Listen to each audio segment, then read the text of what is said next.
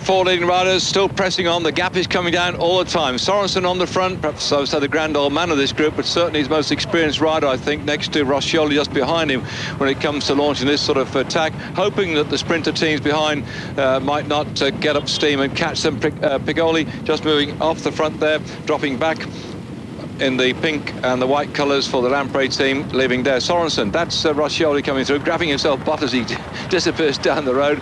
And we should perhaps see on the right-hand side the cameras move back. If it does. No, come on. No, we're not going to get him. Any piece there. And there he is. He's still there. Belly's now been told to stop working, by the way.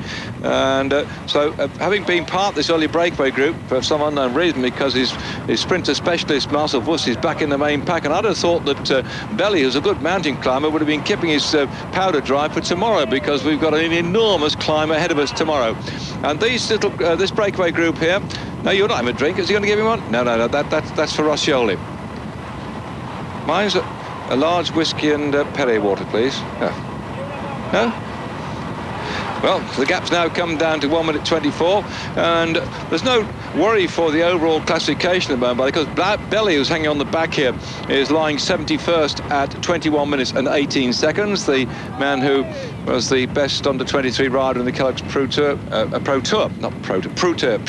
some years ago, remembering getting his Rover car in Liverpool up on the cobbled streets just outside the museum. He's the best placed rider, 21 minutes 18 seconds back, riding for the Lotus Festina team. Roscioli, who we saw there grabbing his little bottle, he's 95th overall. He's 29 minutes and 10 seconds back on that lot back there, which contains the overall leader, Alano, in his gold jersey. You can see the gap is just coming down to less than 1.5 minutes now.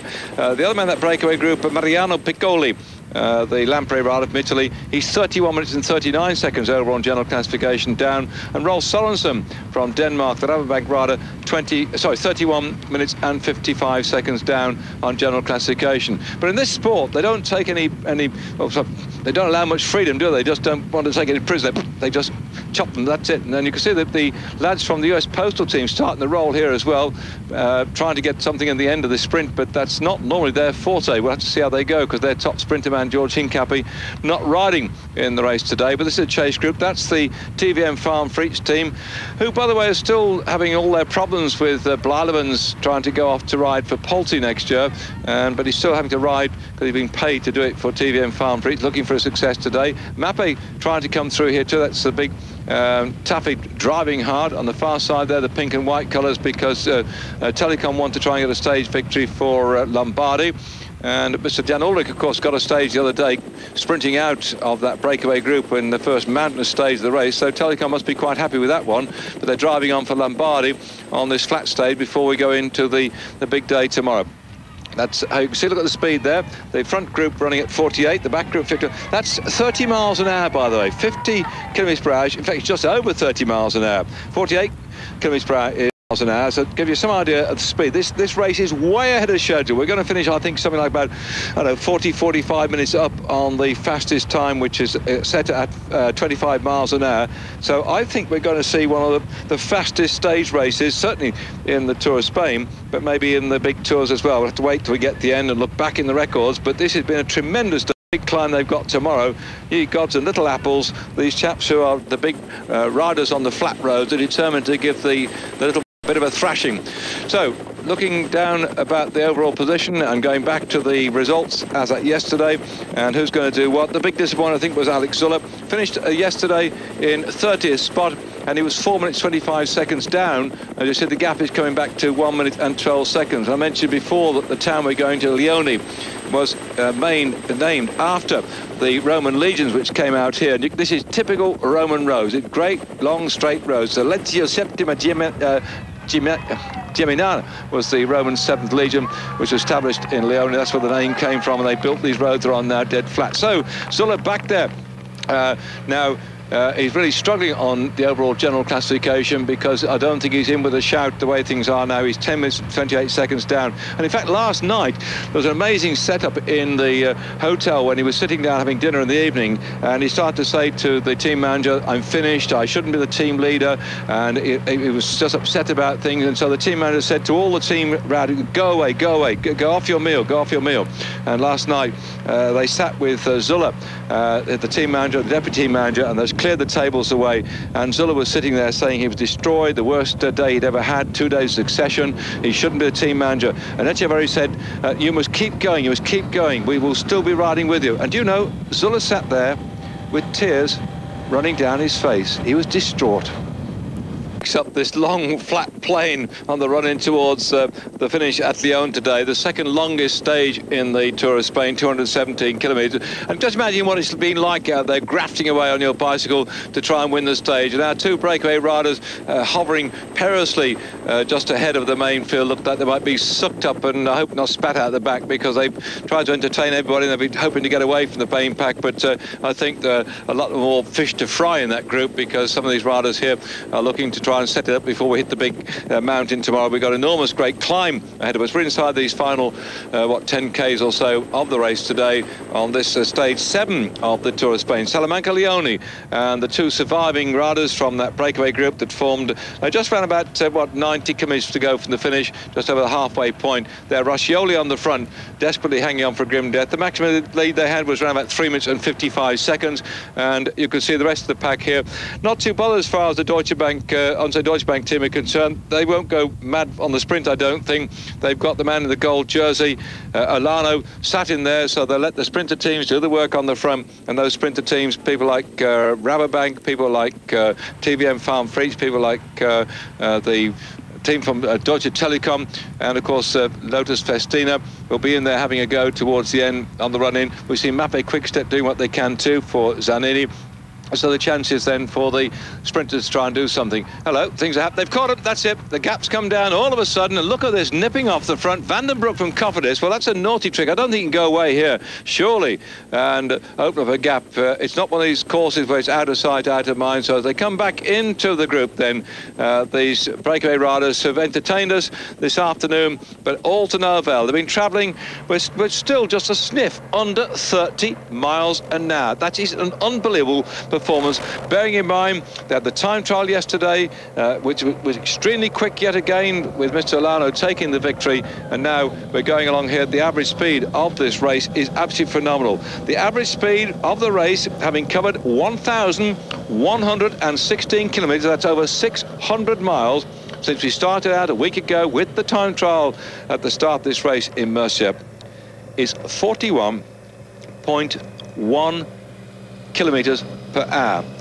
Now 40 k's is 25 miles an hour, so it's a sniff over 25 miles an hour. And these chaps in 1 week, we've got 10 k's to go now, in 1 week have covered some 600 miles of racing at an average speed of over 25 miles an hour. Now then, I don't know how many motorists sitting this afternoon having mowed the lawn, gone shopping, cleaned the car, done whatever you have to do on Saturday morning before you settle down and watch something on television, bit of sport, flipped onto this one and caught up with the cycle racing. How many of you out there, gentlemen, in this last week have covered 600 miles? You may have done it, some of them, and of course you may have done it if you're driving on the motorway at a great rate or not. But if you said to the average driver of a motor car who's done 600 miles just trundling backwards and forwards to work and so on, and work out the average speed, you'd have to go some to say, I've done it at over 25 miles an hour, because if you look at the actual average speed on most of your journeys, it's nearly 40 miles an hour. And sometimes you're stuck in traffic going to and from work backwards and forwards. A, you don't do 600 miles, and B, you don't do much more than 25 miles. In fact, the average speed in London, if you're driving there, I understand from London Transport, is 8 miles an hour. So anybody comes into London and ends up, say, 10, 15 miles from the centre of the town, you've got to think about getting in there. I mean, 10 miles going to London take you at least an hour in a car. Well, this lot, look at them. They have been averaging 25 miles an hour for a week, and they're still at it. And by the way, we still have 2 weeks to go. This is amazing, isn't it? Right, we've got some enormous big climb ahead of the riders tomorrow. Now, as they're getting towards the finish, what usually happens once they absorb the breakaways, we get 1 or 2 riders nipping off down the road. So I'll try in the midst of all this chasing and thrashing and jumping around to talk to you about the route tomorrow, because it is absolutely a killer. It's like something else out of a science fiction book, I think, because already, well, in fact, several days ago, they closed the road. You can't get up the road up towards the finish today. You couldn't do it yesterday, you couldn't do it the day before. It's been closed for days now. Well, people have to come around the back way, and if they go tomorrow to the finish, they've got to walk up from wherever they park their cars. There's Bettini now trying to come through. Well, it's a nice little move. No wonder they try to set it up. 8 kilometres, that's 5 miles for Bettini. That's why Mappe were trying to do this one. I think they're going to try and take the sting out of the sprinter groups behind them so that the Zanini might come through and try and get the stage victory. There they are, the main pack. Who's chasing?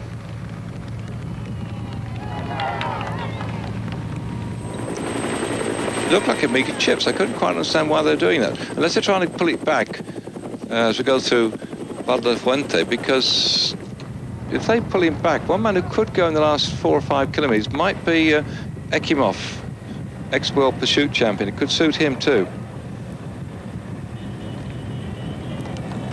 Couldn't divide the book. It's 7.5 kilometres to go towards. Oh God, the devil's there, leaping up and down. He will have no chance tomorrow of going up on this climb. Right, you can now see Bettini. You can see the bunch chasing behind. So, are you ready? Sit down, hold on to your hats. Tomorrow, we're going up a climb, which I suppose I've been talking to one or two of the people on the race. It's almost like, I don't know, I'll say that when the World War I, you fix your bayonets, you went over the top. But tomorrow's stage, for many riders, is full of apprehension. And my colleagues have been asking me in English to describe what it is going to be like, the course tomorrow. And I said it's sadistic. Not all of it, just the back end. It's probably going to be the most sadistic stage in a international 3-week road race, stage race, that we've seen in recent years. You can go back, of course, to the days of the Tour de France when they were riding their bikes over roads for, I don't know, almost like 200 miles at a time. They'd start at 11 o'clock at night, ride through the night, and then through the next day, and they'd ride over roads which were covered in stones and mud and grit and gravel. I mean, those days of giants of the road, they were different. Those days, I admire them enormously, the tenacity of those riders who brought this great sport of ours into fruition after the late 1890s. They were somewhere else. They were conducting a masochistic battle between themselves over terrain which was just unbelievable at that time. But in recent years, once the racing settled down, it's been, I won't say programmed the system. It's not like Formula One racing. Please, Mr. Eccleston, don't take this as a complaint and throw a writ at me, but a lot of other sports have settled down into predictable stadiums, slot car racing, predictable setups, and running round tracks which are, it becomes still interesting to watch it because you don't know who's going to win the thing. But the environment in which they're actually performing is known. And so say, this is the circuit for today, and we know what's going to happen. This is the running track for today. This is the football game for today. And these are the terrains. Right, some do change, but generally speaking, many of them slot into, and then stadium, into a particular form. Other events don't. I mean, you never quite know, say, with we see on Eurosport today, the canoeing, the slalom canoeing and so on. You never know, with the waters all over the place, what's going to happen. So there are other sports who change things, and you can't predict the circumstances. And cycling has got a number of certain roads that they go over, mountains they climb, and we drop not into predictability totally, but we have now got tomorrow on Eurosport the coverage of a stage which in recent years we have never ever seen the like of in a big 3-week stage race. In fact, I don't know, climb near Box, where I live, near Bath, which we used in the National Hill Climb Championship some years ago. It's a 25% up. Tomorrow we're going up at 22%, nearly up the same thing. But that Hill Climb Championship was, I think, no more than about maybe half a mile up. But tomorrow we're going up this big climb, which will have on the 22% part of the climb, these boys really grovelling on their way up towards the top. And I'm sure we're going to find, if it gets wet, and it's looked like it could be wet tomorrow, we might find the riders you see here, particularly some of these sprinter Open, particularly some of these teams who are not mountain climbers, if it gets wet and they don't have the right gears on, they could be off their bikes and walking, and we haven't seen that since the 1920s when they're riding over the grotty roads in the Pyrenees. That's going to be great tomorrow. On the outskirts of Lione, this town which has seen many sprint finishes in the past, and the last time we came in 1990, Marcel Wust got the stage victory, the last winner here. It's the 19th time that the race has come into Lione, and normally it has been a sprint finish for those specialists when it comes to riding in these big bunches. We have had the oddball that has done it. Van Impe won a stage here some years ago when they came over the mountains on the way in towards Lione, but we've come from the south, not from the north, because the big mountains lie from the north here. So it's up to the lads in the grey jerseys here with the black shorts below them from TVM Farm Fruit to set up for Blijlevens, who has been struggling with his bronchitis and now looks like he might be come back into form. In the pink and the white jersey of the Deutsche Telekom team, now riding hard on the frontier for the benefit of Lombardi, past points winner of the World Championship on the track, and a very good sprinter indeed when it comes to getting his head down. The man behind here looking through, who else can I spot at the moment? I'm looking for the red and yellow colours of the Polte team, see if Guidi's trying to force his way through as well. And let's not forget also in the sort of funny lightish grey colour, Marcel Wust riding for the Lotus Festina team, and McEwen in the orange and white as well. They're the people who could be in there with a shout towards it all. They twist and turn past the bull ring. Now that's not in Birmingham, kid, that's here in Lione as they come through in towards the finish in Loam. And this is the last day, well, until tomorrow, for the sprinters and the chaps leading them out to have their moment of glory. In fact, I can see one of the colours here of the US Postal Squad going through just near the front. And I said today at the end of the stage I'm going to have a little chat to the US Postal boys. In fact, I can speak to other mechanics too, but have a word with them, George Brown particularly, find out to see what is going to be the gear ratios for tomorrow, because there's all sorts of stories about people riding 39, 28, 39, 32, and gears which you would use in mountain bike racing tomorrow when we hit the big mountains just away from here. That's going to be something unbelievable. But today the big sprinters still with the 11-12 sprockets on the outside, the 52 on the front ring, begin to wind it up, get it right and come past, and then start to go for the victory today. What a great change we've had. We've had some super days so far in the Tour of Spain. We started out with that great prologue time trial, then some flat stage races. Marcel was getting 3 on the trot to provide the hat-trick and to take the leader's jersey. And then we went into the big mountain stage won by Ulrich, but Olano took the gold jersey off the shoulder of Wust. We wouldn't expect to anything other than that. And then the time, whoops, somebody just ran across the road. Then the time trial,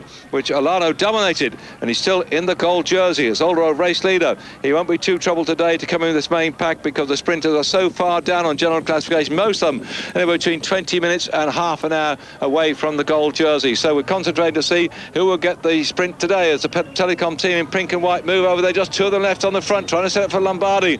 And the whitish coloured jersey, it looks like Wust is probably about 3rd, 4th in the back, and the orange coloured hat on the right-hand side, that's McEwen. They're starting to jostle and push there. Still the leader coming up here, and they start to peel apart. Which is on the right-hand side, McEwen with the orange hat. McEwen on the right-hand side, and left-hand side, it's going to be in the blue hat. Is it Wust? Well, I wouldn't like to judge that one from where we're sitting. We have to wait, I'm sure, for the... In fact, nobody here is claiming the victory. Look, even Wust nodded his head sideways. He is not certain.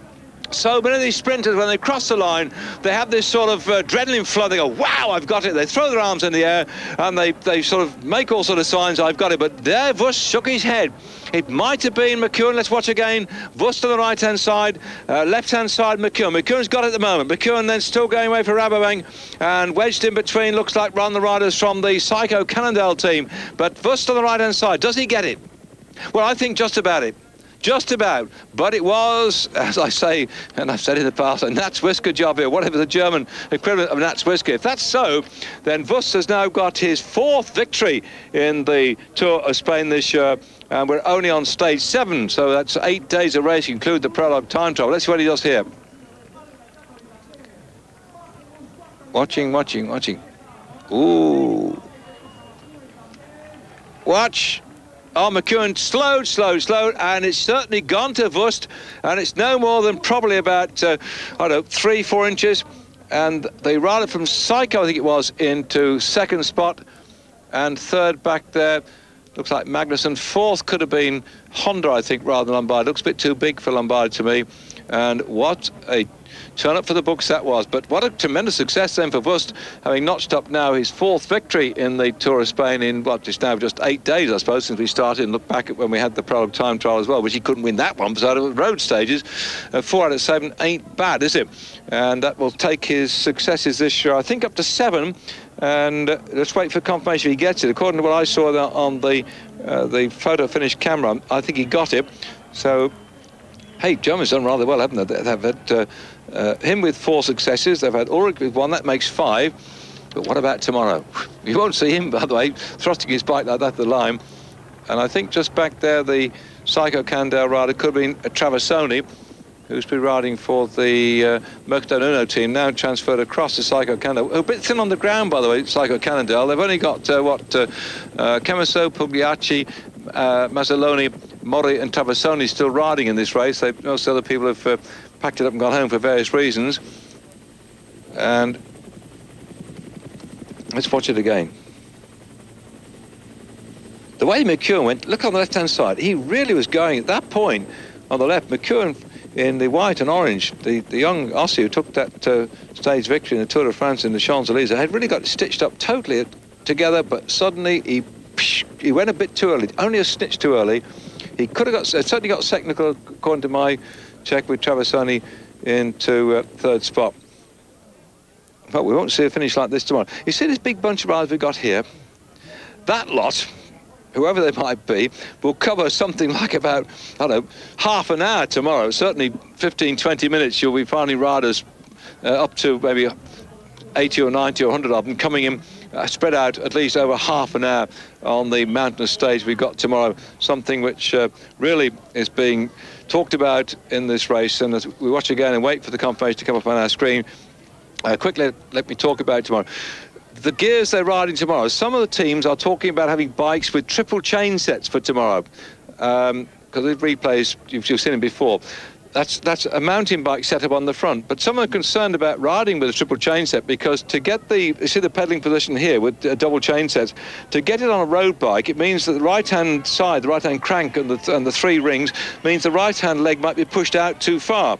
And because they've got some way to ride before we get to the final climb of the day, they're saying, no, we won't ride triple chain rings all the way through. And some teams are talking about changing bikes as they go up for the final climb.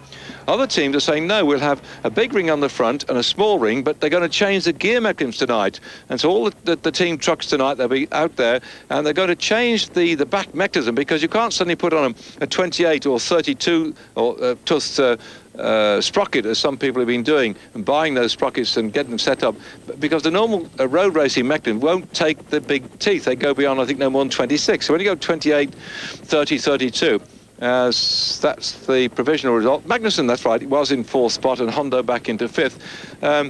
I'm sure if I'm confusing you with the technicalities, by the way, but those who've got mountain bikes know that you've got a thumping great big arm below the gear mech. You have a one sprocket close to the actual back sprockets, and then you have one big below one to take up all the sweep, all the slack on the chain. And so some of the teams tonight are changing the inside ring round about down to 39, as we now look again at the provisional result.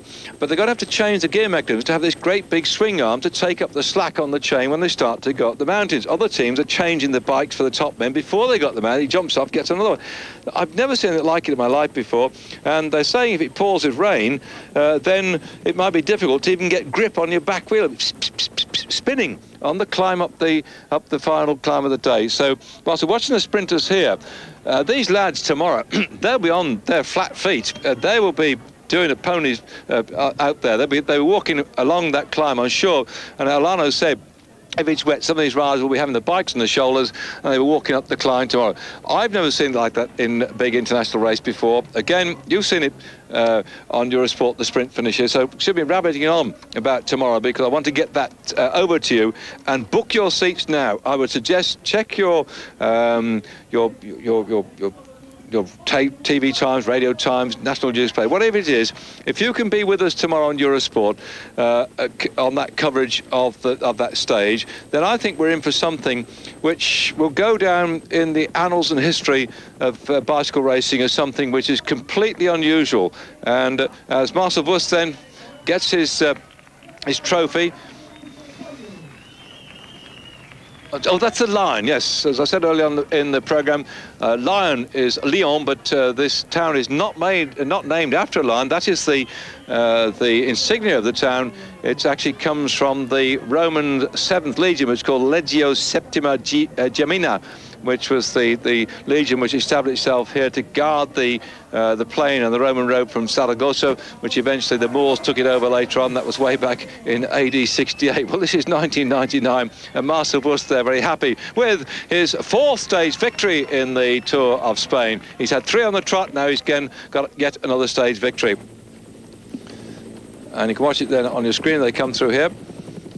Well, tonight, I don't know what they're going to eat, but most of these chaps are sort of semi-vegetarians, but this part of the world is famous for sweetbreads. That I won't explain what sweetbreads are. You probably know, but I do not wish to upset people by but I like them too. But I used to work for a meat company many years ago, which is called the sausage forest of the Black Country. And here, black pudding is also one of the, called morcilla, one of the most famous dishes as well, and also the local cecina. It's a cow ham, a speciality as well. So some of us will dine and enjoy the evening, but I think a lot of riders will go to bed tonight worrying about tomorrow's big stage, because there you can see the overall classification. Ulrich just 1 minute 7 seconds back, and Galdiano, and quite minutes opening up. Under normal circumstances, there wouldn't be any thought about any great change in that, just into a normal mountain stage. But tomorrow is going to be an abnormal mountain stage. Galdiano, I think he's quite a reasonable climber, but we have to look further down the overall classification to find that Escartin, 6 minutes 13 seconds down on Olano. Jimenez from Banesto, 7 minutes 13 seconds down. Young Shadow from the Escudi team, 5 minutes 45. The whole collection, including Robert Heras of the Kelme team, at 5 minutes down. Yes, that's where we are, by the way.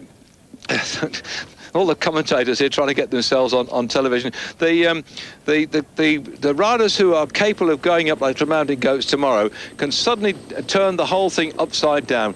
The general classification on the King of the Mountains competition, Brochard, a useful climber, but young Shallow there in second spot might move up and snaffle that jersey off Brochard. We have got a tremendous day tomorrow. There are some enormous climbs on the route going in, and the climbs tomorrow then as we go out on the stage. We have the last one, 13 kilometres of the Alto de Angliru. But before that, we've been over a second category climb, which comes quite early on in the race, the Puerto de Ventana. And then we follow it on by the Alto de Corbitora, 1,170 metres above sea level. Then the Alto de Cordal, 780 metres above sea level. And then the big one after that. Tomorrow, the back end of the race is going to be absolutely something worth watching. I hope you'll join me then. I'm David Duffield. Look forward to your company. Bye-bye.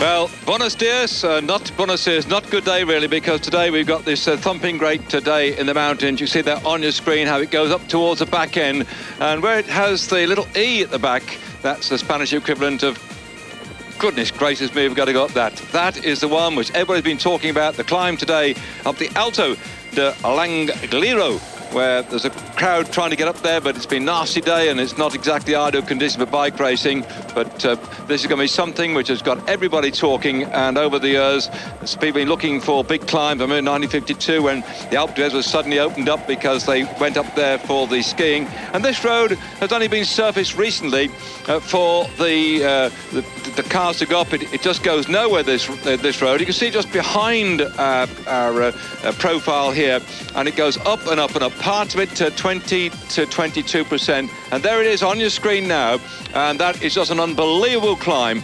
But today, unfortunately, the clouds are coming down on that climb, may be making life a bit difficult for us to pick up the pictures for you.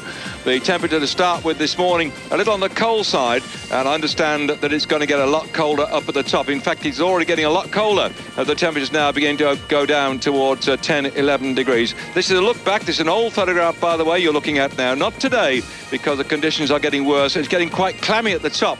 The clouds already starting to swirl round about, and the rain is beginning to fall as well, whilst the riders are on their way through. to finish the stage today at the top of this amazing place. It used to be a goat track. This is where the local shepherds would take their goats over the top. They took the cows up here as well. In fact, the winner today will receive from the local people, not the many up here, but further down the valley, they'll receive a cow, or he will receive a cow as his prize today as well. So an amazing, amazing climb, one which is now, you'll see here on the map here, the profile.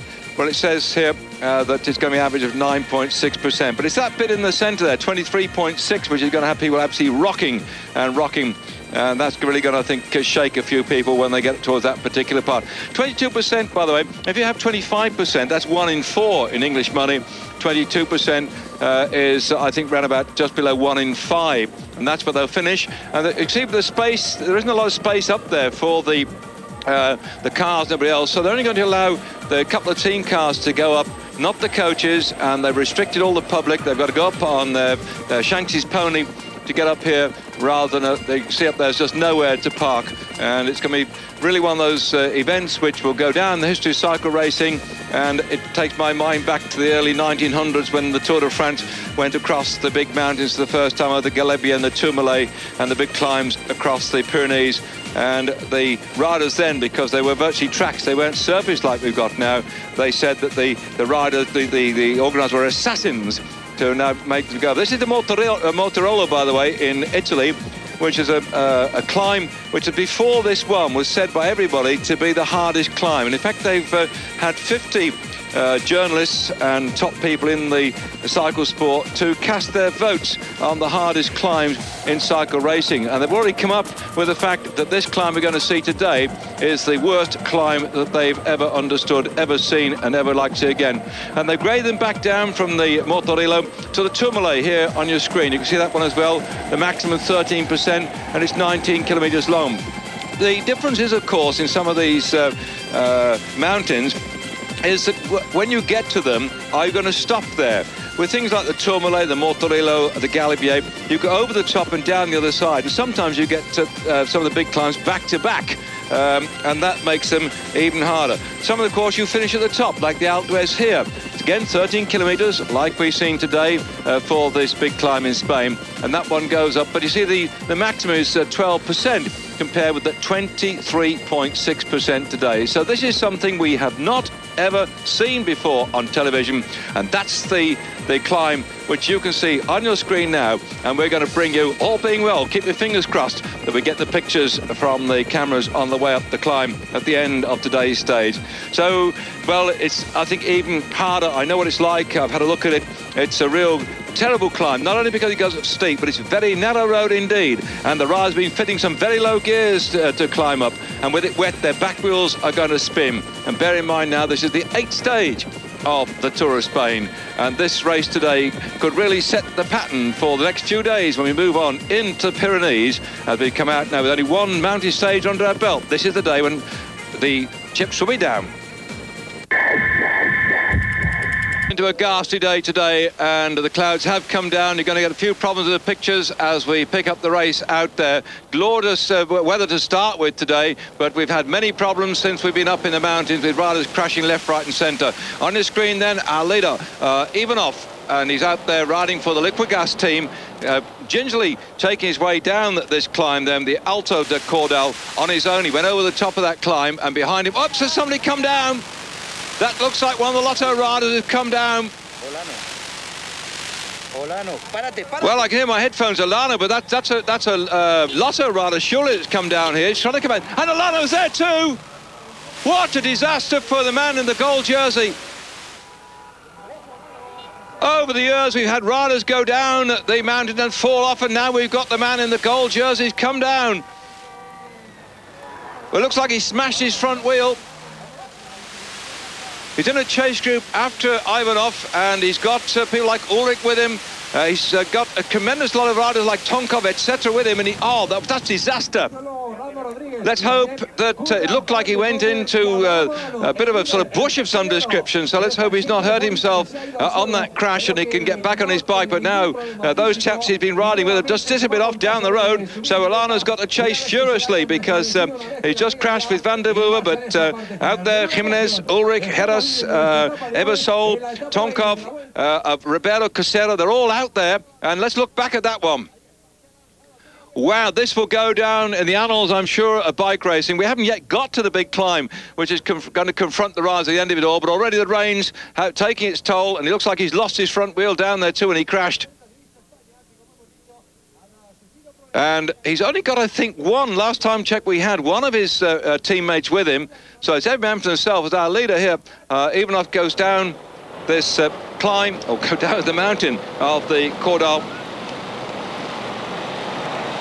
What a disaster. And that's the time check. Ivanov is no threat overall in general classification, but with Tonkov here, with Ulrich here. Now, look, he's gone mad again. This man is known, Alano, as a supreme descender, and he's just throwing caution to the wind to get back. He's got to close that gap before we start the final climb of the day. He's got to get back up there with Ulrich, got to get back up with Tonkov, got to get up there with Jimenez. But not, by the way, I don't know how much you caught up earlier on in this race, what information you've had, but if I can just look back as they're coming down here and recapitulate on what's been happening so far, we do know that Escartim has also crashed and he's been carted off to hospital. We don't think he's badly injured, but he's also out of the race.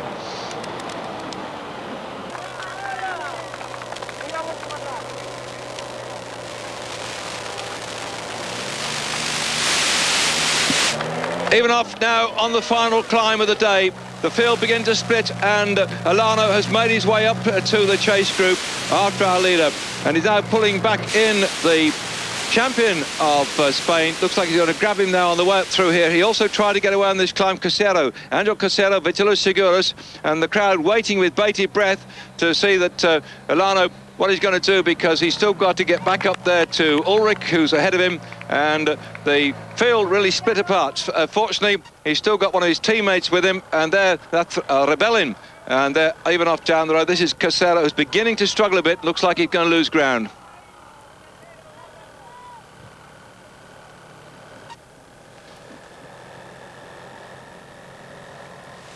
Well, for the final climb of the day, there's been a lot of discussion, and I'm sorry about the picture breakup, because we're going to have to live through this, about what sort of gears they're going to ride. And not only that, the riders have been up here having a look at it. Ulrich said he wasn't going to look at it. He hasn't looked at this climb at all. And some of them have been up training on the course, and the mechanics have been busy overnight. Some of them fitting triple chain rings, by the way, at the front, 3 rings on the right-hand side. But the trouble is, they say, if you ride all the way through the whole stage, you might have problem with tendinitis, because the mountain bike frames are built specially for triple chain rings, whereas these road bikes aren't. So other people are just going on to 2 chain rings, but having a very, very small inside ring. As we now have our leader going up here, what's that, 10 kilometres to go. The worst is yet to come. So, goodness knows what you've heard earlier, but let me recapitulate upon the... go back and look at. So talking to Johnny Vels about the US Post, for instance, Tyler Hamilton and young Marty Jemison riding 30 on the inside by 25, and they're using triple chain rings, 30 by 25, and the rest of the team are riding 30 by 27 as they're going up here too. And we'll come back to the gear ratio some of these riders are using whilst we reposition this group. Thank you, sir. Always wanted my face washed while I'm commentating.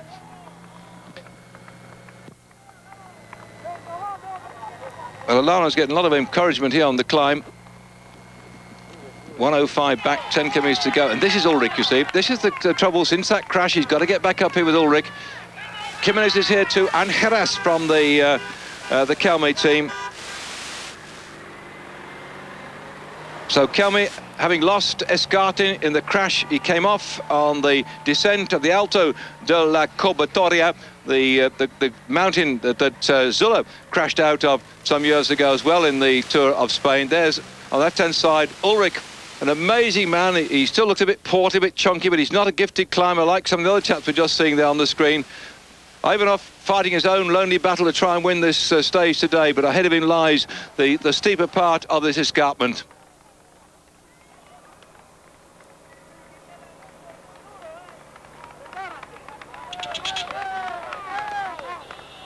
Well, he's been a busy chap, this fellow, getting away on his own. We've had tremendous attacks all day long. We had tremendous speed to begin with, too. 45 kilometres covered in the first hour. We had a breakaway group of about a dozen men. Rodriguez and Garcia Costa for Modesto put the pressure on the gold jersey of Alano.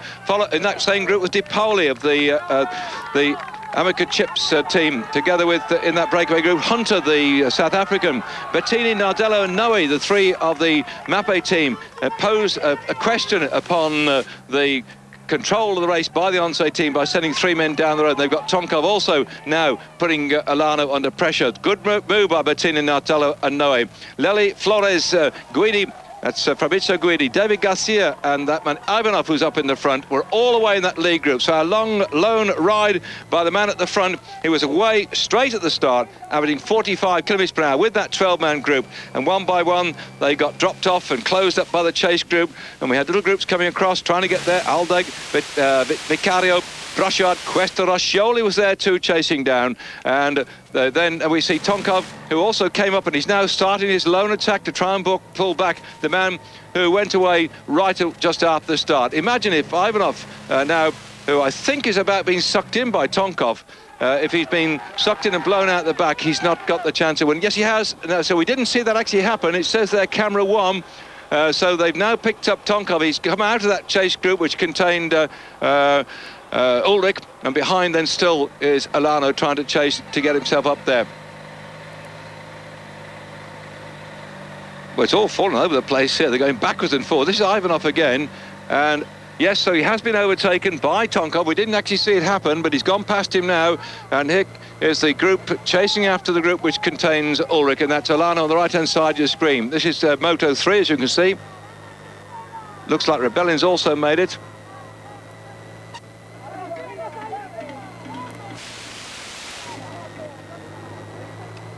Well, Alano, but between this group, by the way, we've still got the Ulrich's little lot as well. And Tonkov started out this morning. Let's have a quick look at the overall classification. Tonkov was in 7th spot this morning, 4 minutes 42 seconds down on the gold jersey of Abram Alano. He's the best placed man up the road ahead of him. Heras is also just up the road ahead too for Kelmy. He started 5 minutes and 7 seconds down on Alano. So with Jimenez just a bit further back down the road, this race is now exploding, but we've got an awful long way to go and some really tough stuff ahead. This chase going on by Alano to try and pull back riders up in front since that crash which distanced him from people like Ulrich just ahead of it, and Ivanov, who's now drifting back. This man has been, I say, up there right away since the start. We've now got about, I think, about 10 kilometres to go toward the top. In fact, it's 8 kilometres, 8.5 kilometres to go to the top of the race, top of the climb. And so he's been distanced off the back then, has Ivanov, and he's been out there something like about 165 kilometres, but now Tonkov's overtaken him, and we're coming up toward the tougher part of the course. This then the climb, which has everybody been talking about for so long, not only just this morning, full of apprehension. You could sense the atmosphere amongst the riders last night in the hotel, this morning before the start, and the interest between the mechanics looking at the equipment they're fitting. The Once team, they've been changing some of the bikes. At the bottom of the climb, they were changing over to lighter bikes, and the information is that Alano is riding a bike which weighs 6.2 kilos. Now, the UCI, God bless them, are saying next year you cannot ride a bike less than 6.8 kilos. So how the heck are they going to, what are they going to do? I mean, here is Alano on a 6.2 kilo bike. Here he is now. He gets the top. Do you grab it off him, the commissaire, with a little scale and say, please mow away your bike? Because the bike he started on could be a different weight to the bike he's going to finish on. I don't understand what they're playing at. Why shouldn't you have a 6.2 kilo bike? Sorry about me grinding this one away, but this man is a big man. He needs a light bike to get up here too, compared with some of the lighter riders. And if he can have a lighter bike, then get on with it, because he's leading in the gold jersey. Alano riding up here then on a 6.2 kilo bike, and just behind him I can see Rebellion hanging on there, and one of the Kelmy riders too as well. And Tonkov is the man setting the pace at the front, but we've got the tough stuff yet to come then. 8 kilometres to finish. That's 5 miles left on this climb, which is something around about 7 miles in all, and it goes up if you just switched on your telly and wonder what earth they're doing, this climb in places goes up 22%. That's around about 1 in 5 in English language. And the steepest climb I can remember going up when I was an old racing chap was a 1 in 8 on the Ankerdine climb on the Beacon Mountain Time Trial, which I think they still put it in. We used to do the big mountain time trial, 60-odd miles, and we'd hit this climb running back in towards the finish at Holt, and it really just brought you to a standstill. But that was only about 300 yards long. This bit we're going to find shortly is 500 yards long, and it's coming on a climb which is something around about 7 miles long. So these chaps here on your screen are doing something which we just find incomprehensible for British racing cycling.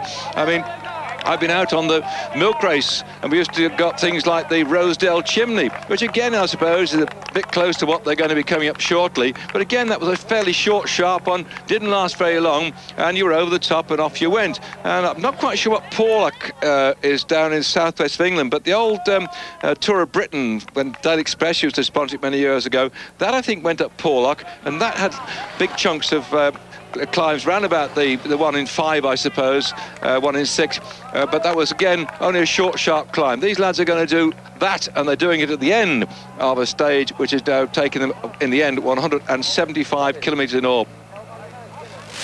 On the front then, that's Rebellion, who's taken off his crash hat. Much easier to spot them when they throw their hats off, and I don't blame them, by the way, on the climb, except, of course, they're not going down the other side. They're stopping when they get to the top of this one. They're now pulling Ivanov back in, the man who's been out there for, what, nearly 170 kilometres he's done on his own. That's over 100 miles. He's finally going to get sucked in here. And you can see they're riding without crash hats on this climb because it's cold, it's wet, it's miserable. But they're not going to go down the other side, so they've chosen to chuck their hats away. Whereas Bobby Julich, it's been said by the doctor when he crashed yesterday, had he not been wearing his crash hat at that particular time when they were travelling at something around about 50 kilometres an hour, he might have been dead by now. But he wasn't totally concussed. We got information that Bobby Julich yesterday was carted off to hospital with concussion, but they said he momentarily may have lost consciousness, but he was still okay when they got him, and they took him away to check, but there's no fracture, they know. There the cars being pulled over. The speedoists are coming back now. They're going to pull back the group containing Ulrich, and it's the man on the front of in the gold jersey who's doing all the work. Alano riding up here. He's got to do it on this lower part of the slope before we hit the stuff which is going to bring some of these chaps to a standstill. And he's now closing up on that group containing Ulrich. Also in there, Jerez from well, that's your group there. And Barbero from Kelme. Ivanov now being sucked back in, and Jimenez, who last year in this race was riding as a shotgun for Alano. Alano last year rode for Banesto. He ran out winner, but for my money, I think that Jimenez could have won the competition last year, but he had to ride for Alano. Now they're in opposition. Alano riding for the Once team, and Jimenez riding for Banesto, who put 2 men up with that lead group this morning, Rodriguez and Garcia Costa, when they had a lead of well over 5 minutes at one point. They ripped the field to pieces, did the Banesto boys, and then the Mappe chaps also put 3 men in the lead group, and that's why you see now Tonkov sitting in here, riding away up on this climb. He benefited from the onslaught from his team, and so now the Kelme boys having a go too. What a great shame that Escartin, their team leader, who was second in this race last year, second in this race the year before, third in the Tour de France this year, has crashed out of the Tour of Spain and left it now as a battle between Ulrich and Alano, and any of the specialist mountain climbers who today can start to put Alano under trouble. Well, this man's done extremely well today, Ivanov. Quite a surprise package he's just turned up. He's only had 3 victories last year, 2 which were in Moldavia when he was the time trial and road race champion of Moldavia. And he won, the Grand Prix Europa, the 2 up time trial at Bergamo with Cigana. But he's time trial today to superform, but he's now, the specialist climbers have grabbed him by the short and curlers. They've gone straight past him. This is it. Look at how they go. Look, out the saddle. Dance, dance, dance, dance, dance. This climb then was found by a chap called Miguel Prieto. He's a nearly blind computer operator for Once, and he, living locally, knew of this climb. Once it got tarmacked all over, he suggested to the organisers that they should put this on the calendar for this year's Tour of Spain. And still they've got the tough stuff yet to come as the Calme team, the specialist climbers of that team, start to put Alano under pressure, who's a great all-rounder, the world time trial champion, but in reality, when it comes to something like this, he's under pressure. But he has lost a couple of kilos.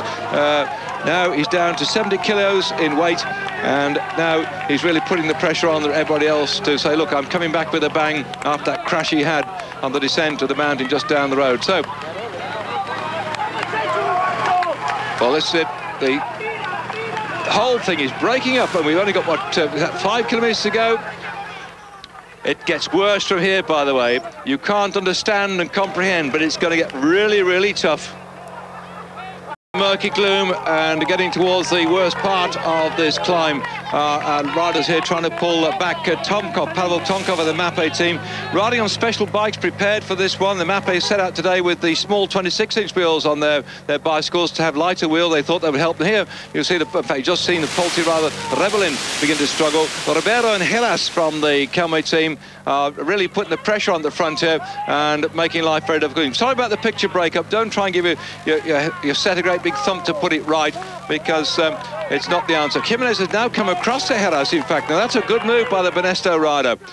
Well, he, as I said to you before, has been the man who was third in this race the year before, but still on the front. It's getting tough now. This is really beginning to hurt, and Tonkov's worrying and wondering, I suppose, if he's gone a bit too soon. Pavel Tonkov, past winner of the Tour of Spain. He's finished second, sorry, Tour of Italy, finished second in the Tour of Italy as well. He put his whole season around the Tour de France, did Pavel Tonkov, but he didn't do as well as expected, and then he had to go home when his father-in-law died, and so he did not finish it. This man Alano also has had the ups and downs of his career too. Having won this race last year, he's not always done the best he could do at the other tours of Italy or of France either. But right now in his home crowd, he wants to show he's the boss against the specialist climbers of the Calme team. Really start to put the pressure on. But amazing performance. Tonkov is still up there in the mountain, going to the gloom, not only trying to win the stage, but pull back the time on Alano. I know back in Great Britain, you watch the pictures. I'll just tell you what the gaps were this morning. Ulrich, it was at 1 minute and 7 seconds. Galdiano, who's also in this group, just back down the road, a 2:33 down this morning. Casero, Vitalis Segurs, 2 minutes 54 seconds on Alano in the gold jersey, fighting up here. The man on your screen now, Pavel Tonkov, started 7th this morning, 4 minutes 42 seconds down. Roberto Heras, who's just ahead of Alano on the road, started 5 minutes and 7 seconds down. Jimenez, who's there behind Heras, start this morning 7 minutes 13 seconds down. They may not pull back all that time today, but they're really trying to make Mr. Alano suffer. They put the pressure on him, and there you can see Ulrich in the distance, and Alano's coming back to him. After that crash, he's chosen his time on the long climb to try and catch up with the German, who's come also back with a bang in this race, as Heras and Jimenez try and get away and distance themselves. Jimenez, 7 minutes 13 seconds down, and we saw, by the way, in the Tour de France, not this year but the year before, you may remember that Pantani, when we got into the Alps on those 2 days, he took over 8 minutes out of Ulrich, who's in front here, which can knock hell out of the people like Ulrich and Alano. Neither of them would put themselves down as being a specialist climber. And this man Tonkov isn't really a specialist climber. He's got determination and concentration, and the whole of the Mapei team behind him, because they want him to do well in a major tour this year. What a race we're seeing on Eurosport. I'm sorry about some of the pictures, but this is bike racing like you've never seen before. The hair is standing up on the back of my neck, so we haven't got to the top yet. Look at this. You can feel for these bike riders. This, one of the most amazing stages in big tour racing. It's stage 8 in the race. We've still got a long way to go to Madrid. 2 weeks from now. 2 more weeks of hell and high water for these riders. We've still got to go up into the Pyrenees. We've still got to go up into the place where Ulrich got his yellow jersey. way up there in the Pyrenees as well in 1998, and there he is up on the front of this, sorry, 1997, on the front of this tandem twosome, the like of which we never expected. I didn't expect to see Ulrich doing what he's doing now, but remember him in Andorra when he got that stage, Andorra and Carles, he showed guts and determination on that that road up there, and he dominated the specialist climbers, and now he's coming up against them now yet again. But unlike them, when the sun beat down, and we gave you something like 7.5, 8 hours of live coverage on Eurosport, I'm sorry about the sunshine, has now gone away and it's raining, but just sense what these riders are going through.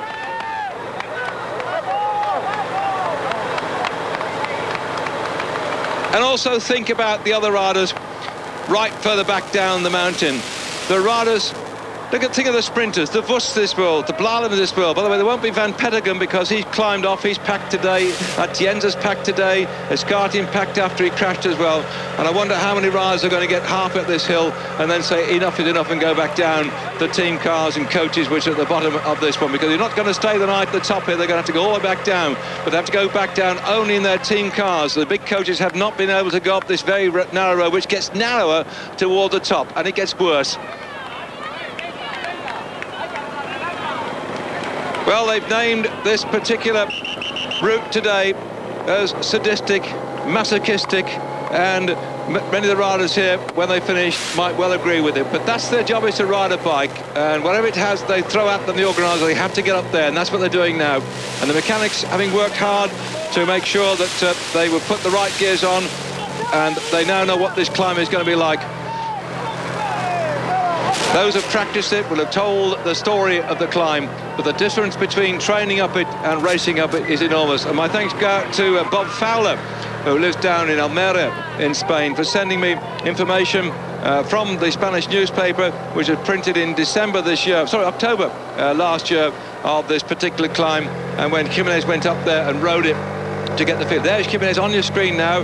They call it then in the Spanish newspaper, Diario, La Gamonal, and La Gamonal is a name that they've also put to this particular area because if the clouds would lift and move away, looking out from the top commentary point and from wherever the crowd are gathered at the top, they could look across to the big mountain, which also bears its name for this part of the world, and it's up there 1,786 meters above sea level. It's not only the height you get up there, it's how much you climb from the bottom of the climb. And they started on this climb today.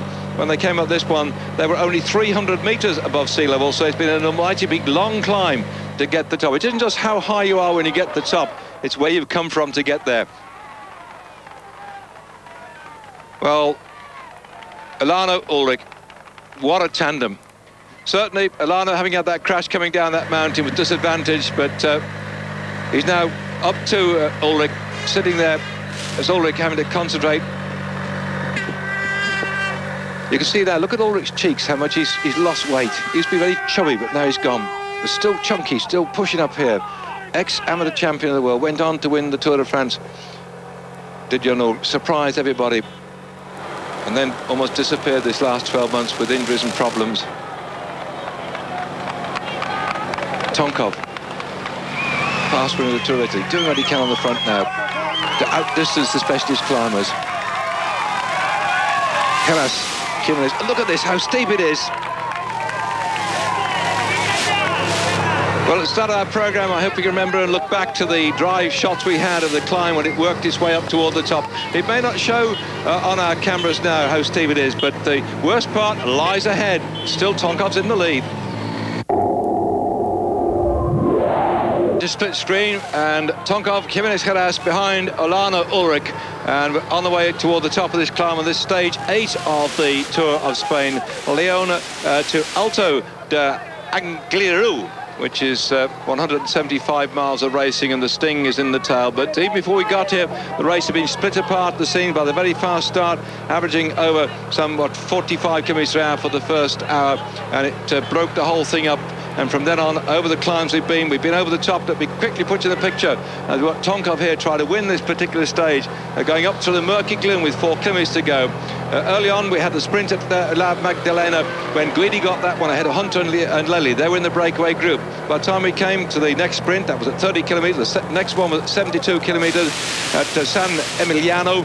Hunter got that one, Guidi second, and Rodriguez into third spot. And since then, at the next sprint at San Martin, Hunter was second, but Guidi beat him to it, so it looks like Guidi's going to take over the points competition at the end of it. The big climb at 85 kilometres, that breakaway group was still away. Bettini had gone off on his own, came over the top, the Puerta de Ventana, the second category climb. Rodriguez, Guidi, Flores and Ivanov. That was a breakaway group, about a dozen men, and their lead, which had been over 5 minutes, was beginning to come down. They were still out there in the lead, that breakaway group, then when they went over the top of the Alto della Corbetaria, 1,170 metres above sea level. Rodriguez it was that was first over the top for the Benesto team. Ivanov in second spot, and Nardello back in third. Nardello doing a great ride there as far as the Mappe team are concerned, because he was the best placed rider in that breakaway group. He had started the day 7 minutes 26 seconds down, and with the chasing which had been going on between Alano's team here, wearing number 1, Alano's team, the Once people, will have to be seen to be believed, as they set off with 2 Benestos in that breakaway group.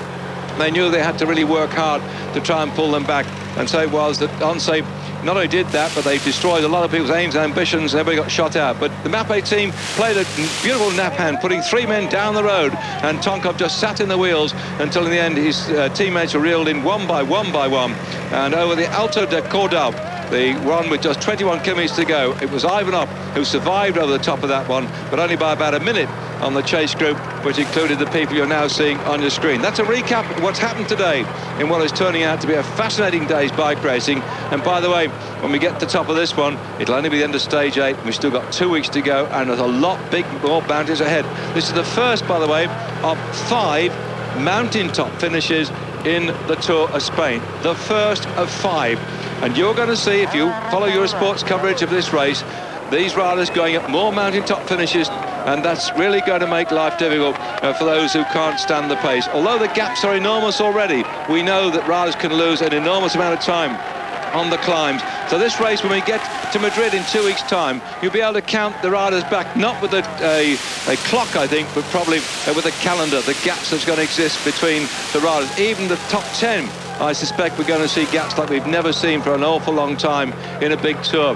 But that means that we're going to have some fascinating racing and to get some very tired legs when we get to the end of this race, when we hit into Madrid. If you've just been watching it on Eurosport, then I'm David Duffield. I'm fascinated by today's action, but I'm looking forward to the rest of the race too. 21 stages we had, plus the prologue, a distance of 3,592 kilometres. The race then, 21 stages, only 1 rest day, and there are 4 special category climbs they're going to get over. 5 arrivals at summit, 10 first-class climbs, 14 second category climbs, 20 by 3, and now the attacks are coming thick and fast on these climbs. This is where the climbers and the crowd, well, it's diminished the crowd by the terrible conditions we've got today. And bear in mind too, it's not like we get on the Alpe d'Huez, for instance, where there's a ski resort at the top, and there's plenty of accommodation for people who come and camp out and get there, because this goes up to no man's land.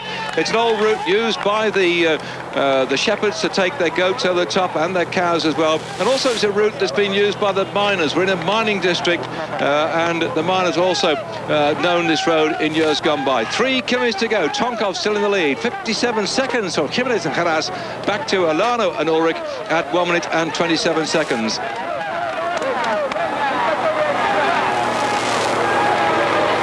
It's going to really hurt just up here. It goes like somebody's asked them to ride up a brick wall. In fact, Jimenez, when he was training up here, he said it was like, in fact, no, it's Bud Beltram who said that suddenly it looks like you're rock climbing.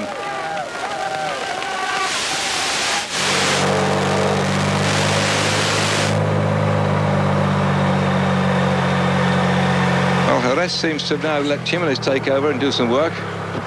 The Benesto team, they're riding on double chain rings. They start out, they're not triples. 30 front by 23 back, or 39 by 28, those you want to know what they've been on.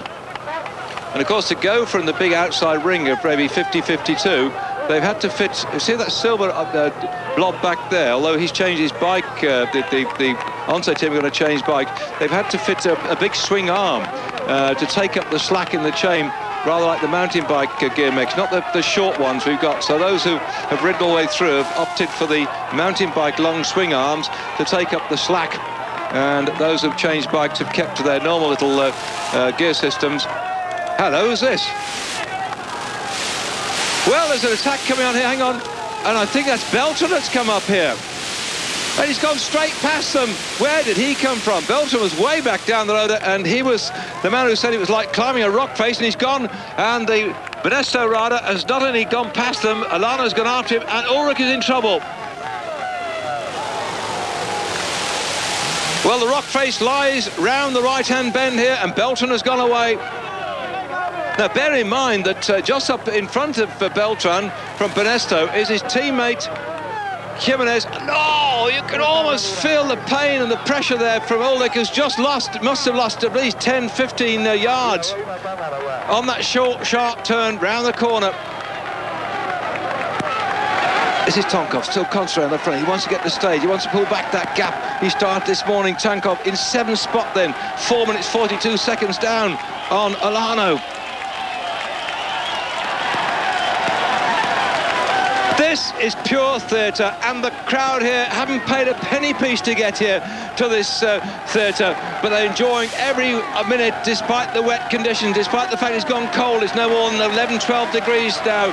It's a nasty, nasty day for standing on the side of the road, but it's a day that will go down in history. The question is who's going to get the stage victory, and how much damage will it do to the top contenders for the honour in 2 weeks' time in Madrid, because there'll be some very tired legs after this one as Tonkov still presses on. Brilliant performance by the Russian rider for the Mapei team. Solely on up here, the wall of sound then as he goes up toward the top, and the rest are chasing after him. Can they catch him?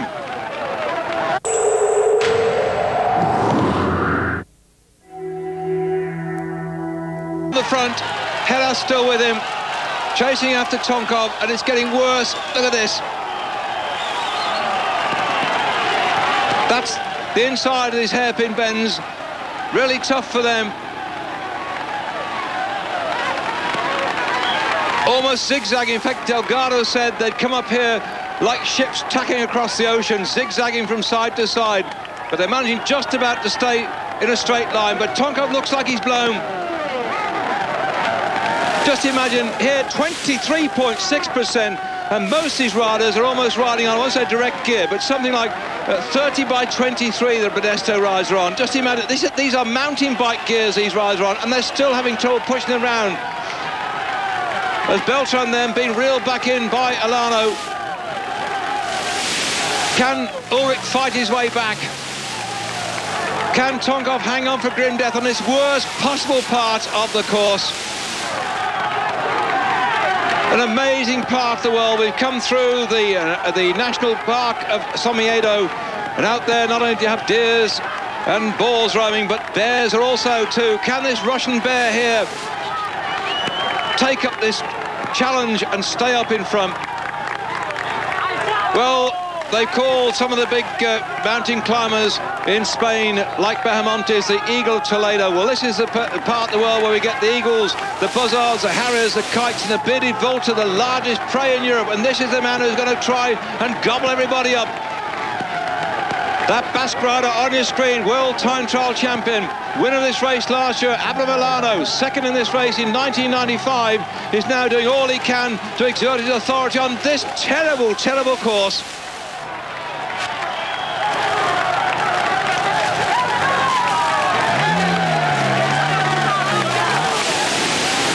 It's a great shame we can't see back down the mountain, and you can't see why this great race is taking place. It is an unbelievable piece of theatre.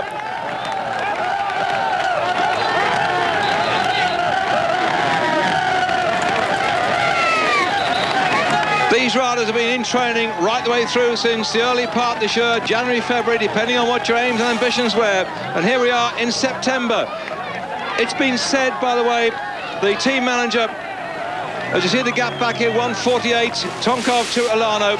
Bearing in mind that Tonkov started this morning in 7th spot, 4 minutes 42 seconds down, 20 seconds bonus at the end of it. He may not grab the gold jersey unless Alano blows a gasket on the way up, but he's now cutting into that deficit.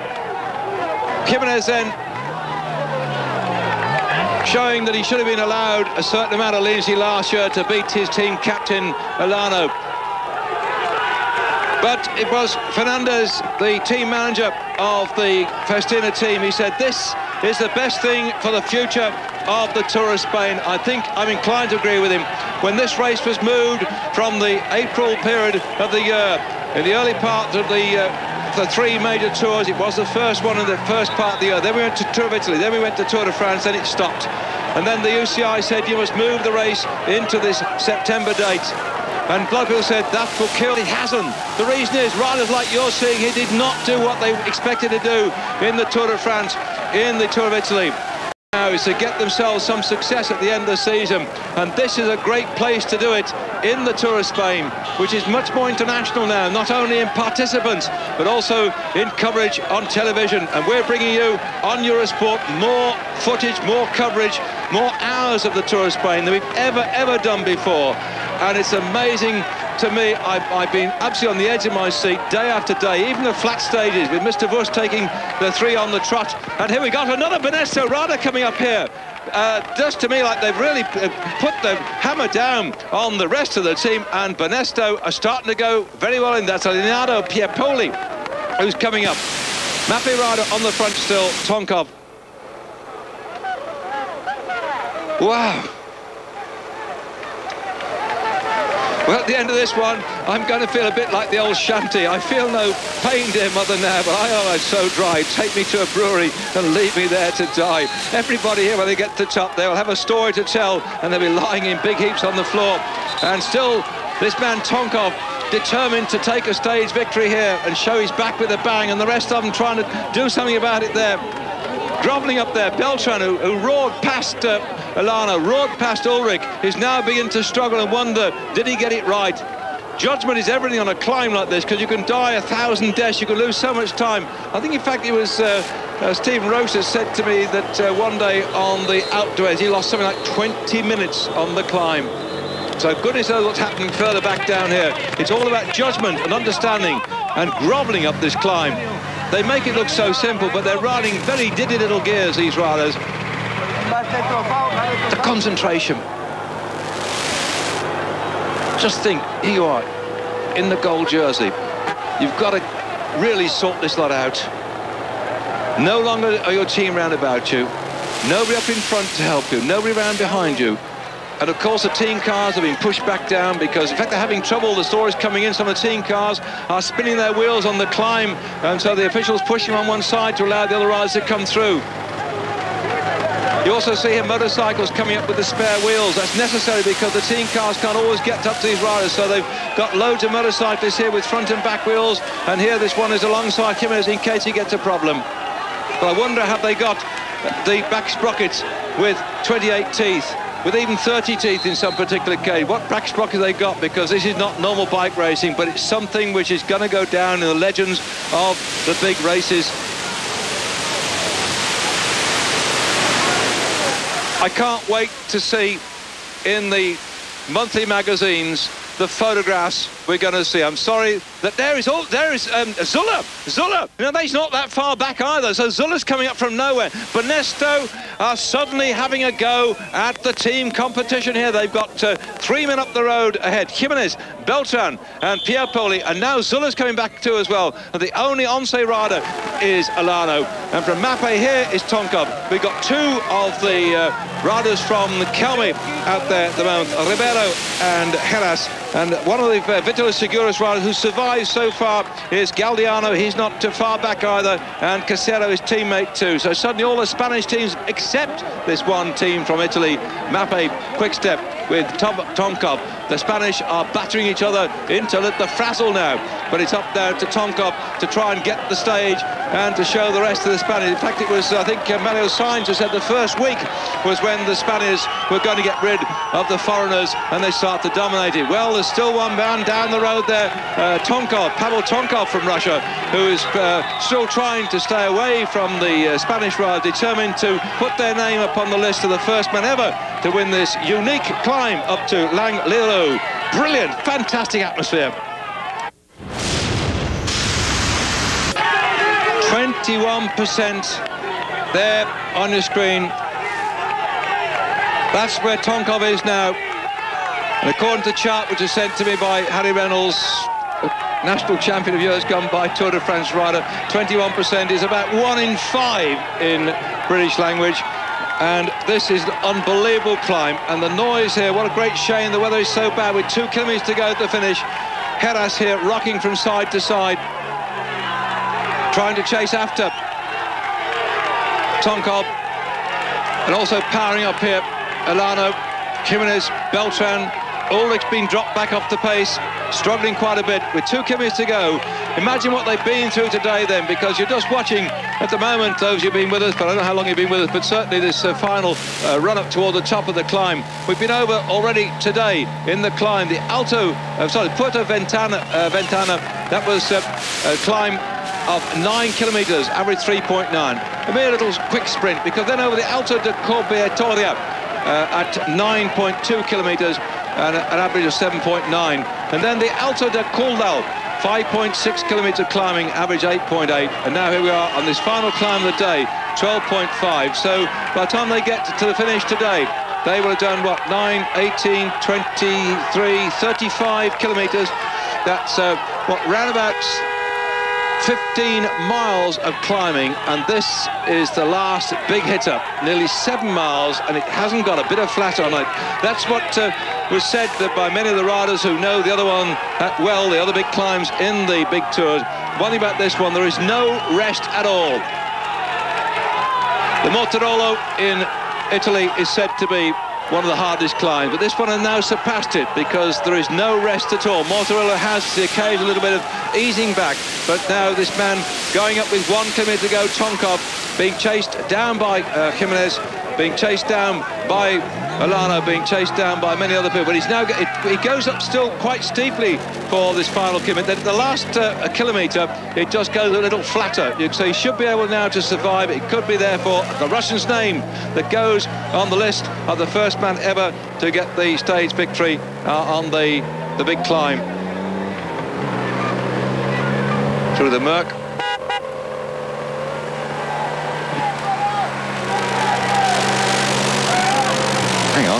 Hang on, this is going... Oh, thank you, Rose. There's something happening here. So I think this is Jimenez coming through. He's come from nowhere, and Jimenez just flipped. He's suddenly closing the gap on Tonkov. Oh, the noise, indescribable, this narrow road, and suddenly the riders are all coming back together on this climb. Well, Jimenez has now caught up with Tonkov. Where did he come from? That was an amazing piece of bike riding by Jimenez. Jimenez and Tonkov, who will get their name on the record lists. Oh, look at this, the light's coming through. By the way, it's much murkier than this. Fortunately, our cameras can pick it up. It's not easy with the naked eye to look back down and pick it up here. As suddenly Jimenez has got up to Tonkov and swinging around in toward the finish. And the traffic behind and in front and all of this is absolute mayhem as they come out toward the finish line and through the murk. It's Jimenez has taken it. Jimenez has got it just ahead of Tonkov.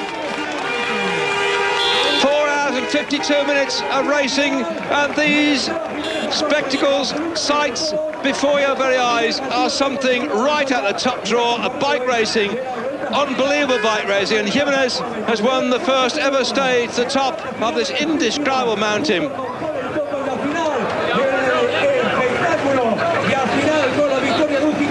And half the people in the audience couldn't either believe it, see it, or understand it, but that's what happened. And who's going to come into third spot?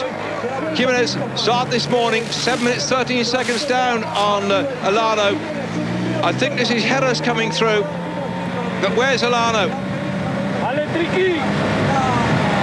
Well, again, no, this is Beltran coming through, but that's going to be Heras, I think, into second spot.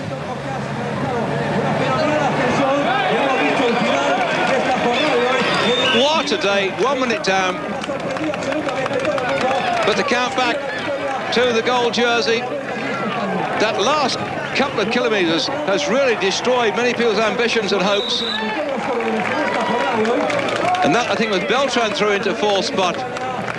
Banesto have done a tremendous job today. They've won the stage, they've got second. We know that also coming up, we've got Piepoli as well through the gloom. But where is Elano? Where is Ulrich?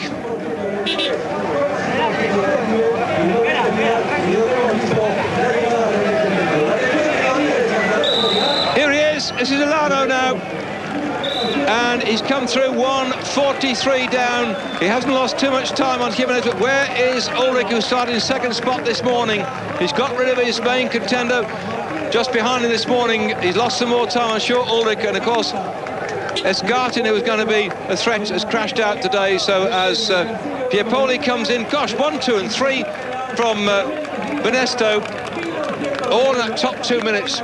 Benesto will go out today surely with the not only the team prize for today's stage, but will let themselves up overall into the overall team classification. But see how well they've done now. They'll be putting men further up the classification. This race from now on in is going to be a Benesto-Once war. It has been so far from time to time. Kelmy likewise in there. Vitalis Seguros, they've still got one man somewhere in the Galdiano was doing quite well and clever. Let's see through the gloom here. In fact, there's Ulrich. There's Ulrich coming in with Riera. Well, he's lost about another minute, I think, on Jimenez. But that is a great ride by this German. Who would have thought that he'd come back with a bang as he has done so far in the race? He said he's going to take it day by day as Rebelling comes in. And Ulrich has been, again, I think, the revelation of this race. Di Galdiano coming in. Well, what a day. I'm speechless, which is unusual. I've seen some races in my time. Coming through this gloom and the fog coming down reminds me of that stage at La Bourboule when Stephen Roche got that one, because all you could see down the road was the murk and the occasional headlights people came through, and that's what we're getting. But bear in mind, as Clevero finishes here, that further down this climb, even now as we speak, there are other riders who are just starting to come up it, and they're going to struggle all the way up. And of course the elimination will be there. There's a time limit on the riders finishing today, and those who don't make it in time will find themselves being distanced from taken out of the race.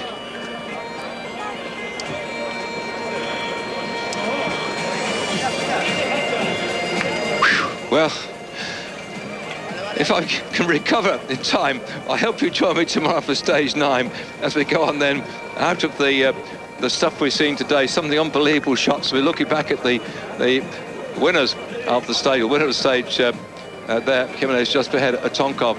And so I think that the way in which Olano came in defending his gold jersey, we're going to see him still making a lot of people sit up and take notice before we go in towards the end of this race. But it's not that easy by any means, because tomorrow it's an undulating course. We've got a bit of a flip towards the end, the third and the second category climb ahead of them. But we just sort of go quiet for it, then we go back up into the big mountains too as well as we head on in towards the end. We've got some big thumping climb, a couple of days of reasonable flat. So there you can see that Jimenez has been given the award. But when we go on to stage 11, by the way, when we got to Valvaran, the Pla de Bere, which we've been before, that one is in 3 days' time. They finish again at a big uphill mountain finish too. So this race is not over by any means yet. We've seen on our screens some most exciting bike racing as Van der Broek comes across the line here. We'll talk about this one for a long time to come, I'm sure about that.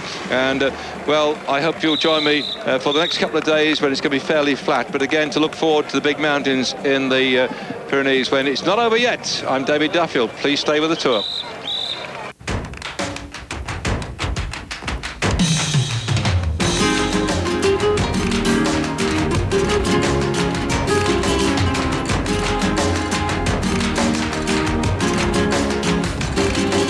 Coming through Vitalis Seguros surely won't do much to aid this chase, because he's got Zinchenko in the lead group.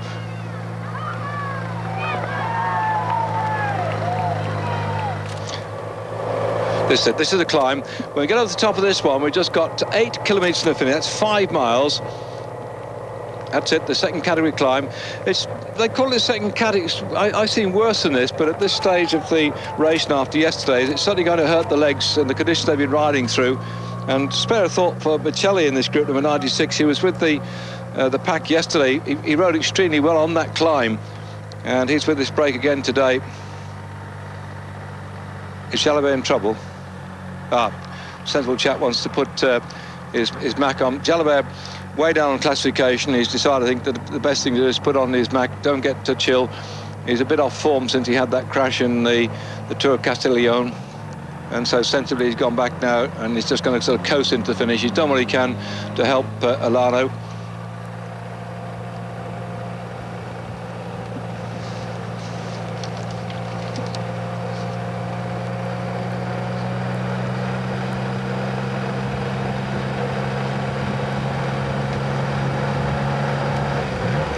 We seem to have lost one, if not two riders. Who else? 10 here. Or the Ware 10. No, they're still there. Again, I said that the Rabobank team had got 2 in, therefore they had a chance to play the old 1-2. There are, of course, 2 of the riders from the Liquid Gas team here in the black and green, so they can play the old 1-2 as well.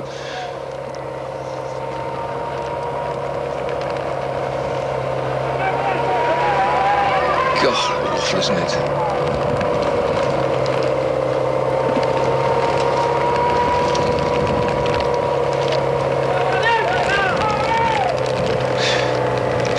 Kilometres to go from the finish. This is the climb. They've just got now ahead of them another, what, 3 kilometres of climbing, and it's quite steep, by the way, about 200 and something metres of climbing, so it's going to be just the one chance that people like Brochard have got to try and split this lot apart at the seams. So it could well still break that leading group.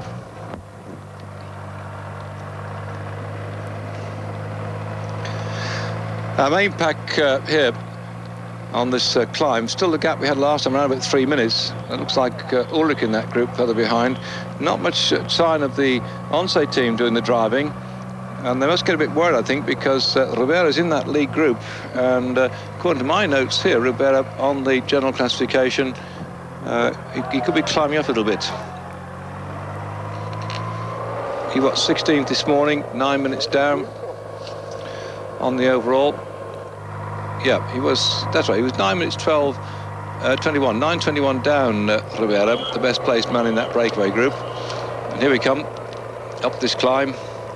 So he could start to move up. If he gets about 3 minutes back, he could get up there into the top 10 places. So people like Telecom, Mape, Vitalis Seguros, Calme will all want to try and drive things. Not Calme, they won't drive because it's Ribera comes from that team, but we could see Telecom, and Vitalis Seguros, well, they've got a man up in the league group too.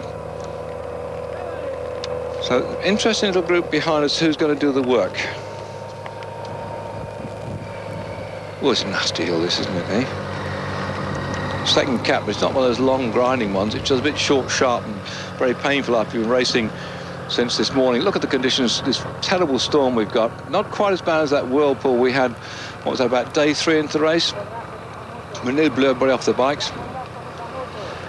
And to get over the top, they've been riding 177 kilometres in all. Oh, they're coming quick now. They're cutting back. The gap is coming down all the time. This is, at one time, it had dropped back to over 3 minutes, but the speed at which this chase group's coming through the leaves. Oh, and just shows you how bad it's been. You saw then the rider put his hand down. There was a leaf that's come down off, a branch that's come down off the tree. Oh. After yesterday as well. Oh, it is there, 4:13. We've been losing contact. Not only have we been losing picture, we're losing contact with the race as well. So 4 minutes 13 seconds. That should see that lead group away to the finish, and it could be therefore that it stays like this. Ribera, who was 16th overall this morning, knocked 4 minutes off his time. He could be up there into the top what, half dozen places. So no wonder the chase is going on, because he's a jolly good climber as well. And Ribera, when we go, what, in 2 days' time up into the mountains again, that's why I think Telecom are waking up the fact. And Mape have got a man in the break down there too, but they might have to start going to try and pull this back, because it could be very dangerous indeed. There, Ribera's on the front. This is his moment. He's been waiting his time. He's a specialist when it comes to climbing like this. And those who've been doing a live phone-in to see who's going to win the state. Oh, up at the back then, and Uchikov has thrown his chain off. He's in trouble as the chances of victories today. 28% have said Kamazin, 21% Jimenez. Well, he's not with this group, and I wouldn't go with that, gentlemen. 14% Tonkov, no. 17% Ulrich, no. Kamazin is the man. Look, and that's the fellow in the white, and I said to you, my selection today would be between Kamazin, Sorensen and Uchikov. The long hope might have been Brochard if he could have got away on this climb, but it doesn't look like he's going to make it. So over the top of the climb, they will go down the other way. Will they be together on the descent? Are they going to split this thing? Camazin, it is still going through the front. Those who voted then on our composition for Camazin to win, you might well be in with a shout. So I'm just waiting for confirmation of that. That's what's come over headphones, and there it is for you. Well, none of those second, third and fourth riders are in this breakaway group, and the gap is 4 minutes. So if you voted for Jimenez, Tonkov and Ullrich, I think you might as well tear up your voting slips now, because there is Camazin in the jersey, rainbow jersey of the World Champions. And I mentioned earlier in my programme that he won his championship of the world in Valkenburg in October last year, when the conditions were not dissimilar to that which we see today. He's a hard man coming from Switzerland, farmer's son, used to tough conditions, man who's also been, I think, one time a postman, getting up at the crack of dawn. So he's not one of your sort of he's a gutsy rider. He's got determination, and I think under these conditions he might be in with a shout for a victory today. This is the main group, and it looks like Ullrich on the front, ploughing along here. That's a bit of interest. Yes, I know, it is Ullrich. Ullrich starting to put the pressure on Olano. This is great. We've got a group down the road, 4 minutes away. Don't worry about them too much, except Ribeiro is in that lead group, and he'll be climbing up maybe into the top half dozen places. But this is Ullrich now saying, I will sort you out, Mr. Olano. Looking back, this is the sort of climb that Ullrich is very good at, the short, sharp, powerful climb. And although he lost nearly a minute yesterday, or over a minute yesterday on Olano, Ullrich, I think, is not going to give up without a fight right the way through. Remember, tomorrow we've got a rest day, not a rest day, all the travelling to go from the finish today down country. But there's Sorensen on the right-hand side of the screen, beginning to lose ground. And so further down that climb, some 4 minutes back, is the main pack. Well, so we're going to see who's going to win the stage today. Zinchenko there, number 209, is losing contact. Mazzoloni just up here in front of him for Psycho, also losing contact. And there, Ribera and the world champion begin to set a hot pace. And well, this is Van den Broek going. I said to you before, if they came back together, that I thought that Van den Broek might enjoy today. It's horrible, it's wet, it's miserable, it's Belgian-type racing, and this is what the Belgians love. Doesn't care how grotty, nasty, miserable it is, the Belgians come good when it's short, sharp conks, and it's chucking it down with rain, and Van den Broek is no exception. He's trying to get across a 4 minute gap there to Mazzoloni in the red. The world champion of the rainbow bands, Oscar Camazin. Ribera just up in front of him, and together with them they've got the Rad Micheli, number 96, looking back there in the black and the green, who rode so well yesterday on that very tough day. And Zinchenko's got back too. This is a hard man's day, and this is a hard man too. He comes from Russia, Zinchenko, and certainly Camazin looks comfortable. And those who voted for Camazin, you were sitting there on the edge of your chairs at the top of this climb with the devil himself incarnate. What a way to spend your... I mean, the world is full of strange people. I said before that we should have a competition for the most oddball sporting mascot. I think we would also have the competition for the most oddball sporting spectator. And he's obviously got to be in with a shout for being the worst, well, the best, or the funniest, or the oddball. Anyway, that's doctor from Germany who turns up all over the place. He designs bikes, by the way. Most of them are unrideable. I'm mentioning about the size of the bikes that he has himself, but he's now on the side of this road, just on this last climb of the day. And when they get over the top of here, 8 kilometres down, whoosh, straight down towards the finish. And a jolly good finish in, a good run in too at the back end, because a nice big sweep. It's not one of those nasty ones. It's a bit of a left-hander. Right-hander coming in toward the finish, but it's a sweeping one, and they should be able to make it without a lot of trouble, and then come down the long straight run into the finish at Los Corrales de Bolena, and the weather is getting worse. Hang on to the barriers. This is just like it was in San Sebastian in the World Championships, when we had the banners being blown down, and all around the finishing area the same problems are there, because all the banners are there, the winds are blowing, and we have to keep our fingers crossed the whole thing stays upright. What a distinct change from the glorious weather we had so far. That's one thing about the tours, and they take riders over enormous distances, and you're bound to find changes in temperature and weather conditions. Yes, I thought Mappe might start to go here as well. They're even off on the right-hand side for TVM. Mappe beginning to make life a bit difficult, because Tonkov, their third-place man over on general classification, Telecom and Mappe are really going to try and make the legs of Alano hurt. Even if they don't do much, they don't take much time out of him. They're going to have to make him chase hard today. So we've got a race within a race. We've got these riders here over the top of this climb with 8 kilometres to go. The remnants of the 10-man breakaway group that went away. So 12-man breakaway group that went away after 10 kilometres of the race started. So 12 riders went away, 10 kilometres from the start. And just 2, 4, 5 of them left. That's it.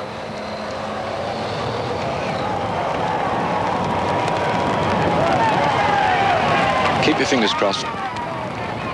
Not particularly easy on the run down, and then when we get down into the drops, they're coming off the top of this climb, there'll be that long run in towards the finish, and it goes down a bit quick to begin with, because just in 4 kilometres we drop all of 300 metres, and then it levels off, and the last 4 kilometres in towards the finish are, once they're virtually flat, but they go down a bit, but not a lot. Mappe still driving hard for Tonkov. And Tonkov himself really relishing these conditions too, looking like he's enjoying himself on this climb.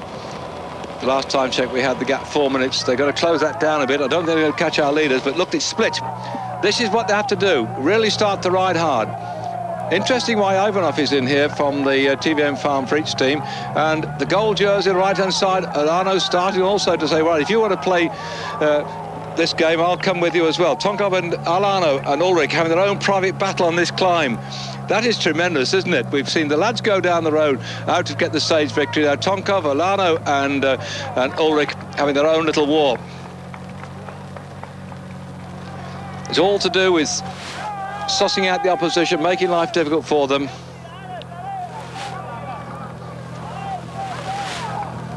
Alano's still looking good. He's in the gold jersey, overall race leader. It's our lead group. Keep your fingers crossed. We had so many crashes yesterday. These roads become like skating rinks. Nobody wants anybody to come down. Of course, what makes matters worse as well is that with the leaves on the road, that makes it slippy too. But there's enough water, I think, today to give that sort of bit of stiction. It's when you get a light little greasy surface, when there's not enough rain chucking it down by the bucket load, that takes away the surface off the road of the diesel and a muck like that. So it could be okay. Keep your fingers crossed. And the wind's still blowing a gale. Even off TVM Farm Freaks, ploughing away at the front. Tonkov with him. Well, the two Russians are playing the old 1-2. That's what it is, of course. Is that, hey, steady lads. Whoa, well, those of you of nervous disposition and please, if you've got a pacemaker, I suggest you look the other way or turn the battery power up a bit, because this is not going to be... Now, Tonkov going here. I said, why was Ivanov going? Look, he's looking back here. These are two Russians, by the way. They ride for different teams, but there are occasions when nationalities come together. And I think here, Ivanov and Tonkov have said, come on, let's give this lot some stick. Well, it's terrific. He nearly got the stage yesterday, did Tonkov. He was a bit upset at the back end of the stage yesterday when we had all the cars, the motorcycles going through the gloom, and he felt that he didn't get a good run in toward the finish, got balked on the run in. He wasn't complaining, he wasn't putting official protest in, but he felt it wasn't a straighter run as he would have liked with all the vehicles about the place. But anyway, this is what he does today. Now, we know that Alano is a fearless descender, but whoops, this is cameras in again, 1 foot down. He's also a bit of a nutcase.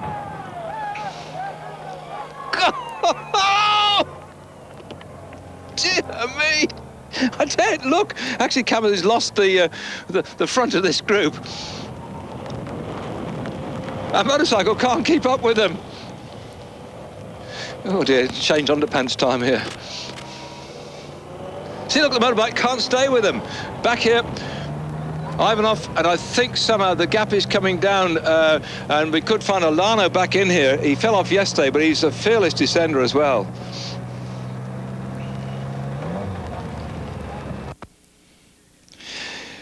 Well, the finish today is going to be full of excitement in more ways than one. I think we're going to count in the people that have come down the mountain without falling off like we did yesterday. I think about 40 riders fell off in certain parts of the course yesterday, and today is not dissimilar. This man Ivanov leading the chase group. The gap still around about 3 minutes. Looking back over his shoulder, see where Tonkov has got, and somehow the Russians are getting together to try and sort out the chap in the golden jersey. And the weather's getting a damn sight worse all the way through. And tomorrow, thank goodness, is going to be rest day. These riders have given us some tremendous entertainment for the last 9 days, and I hope you, like I, have been fascinated by the fact we've been riding uphill, down dale, through the heat, and now into the terrible conditions after yesterday's climb up through the clouds. We look at the day we've got today. The field is split at the front. The breakaway group of some 10 men now fragmented. You, dear viewers, have voted that Kamazin can win the stage today. We're looking back at the chase group, which is being led by Ivanov, followed by Tonkov, and then the gold jersey of the leader of this race overall, and that is Alano for the Once team. And Motorcycle trying desperately to catch up with the leading group. He just can't get his motorbike round fast enough. We've lost contact with the race, but now picking up Alano on his way down. And there he is. Yeah, he's saying, look, he's saying, stay out the way, stay out the way. So Alano knows he's got to chase after Tonkov. Tonkov this morning on general classification, 2 minutes 58 seconds down on Alano. Here we are, this is the world champion Kamazin trying to get back to the 3 men just down the road. Those 3 men, Michelli is down the road ahead of him. Sorensen, I think, is also in this little group down there, and Zinchenko, the Russian, there is. That's Zinchenko in the red and white. And in fact, no, it's Ribera then with 4 kilometers to go. Ribera's on the front. Then Zinchenko. That's Ribera, who's benefiting most from this little breakaway. Up there we are. I thought we'd have a little crash. Somebody just drifted off into the gutter.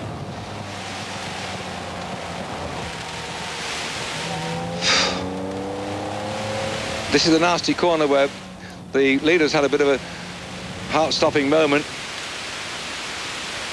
Well, despite the fact the camera's breaking up, one thing about cycle racing is that, unlike, say, stadium sports or where you've got a circuit where the cameras are set up, this is all coming out to you live. It's coming off the cameras. You're seeing it for real on the road, and so I hope you'll be happy, or not happy, you're staying with us with the pictures we're getting, because this tells you the story of this great race stage today.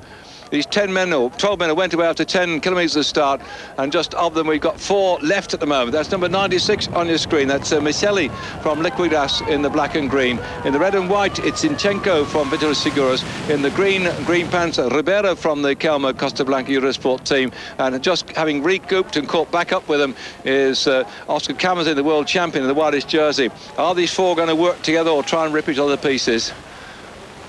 There's Kamazin. He was a bit slow on the descent. That's your run down.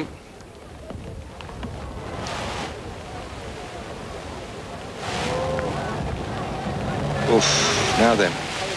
I should think they all ought to run together, because on the run down, slightly descending all the way, and provided they don't get blown off their bikes or a tree drops down or somebody's umbrella flies across them.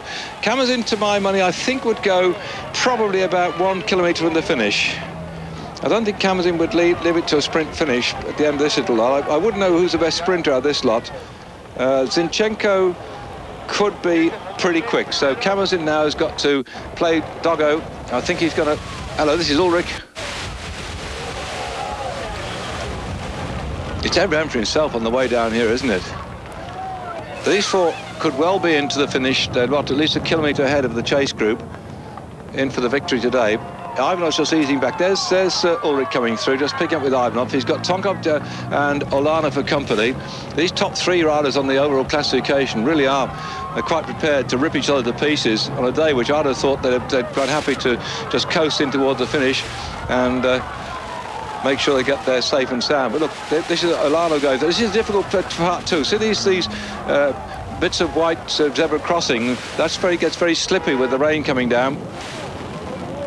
And the top 3 on general classification have their own little private battle back down there. Well, up in front, we're going to see who's going to win the stage today. Yes, they say, get on with it, get out of it. Criticism from the motorcycle camera saying your car is too close to the race, get the hell out of it. So, certainly on these conditions, watching what's going on. This is them, they're up.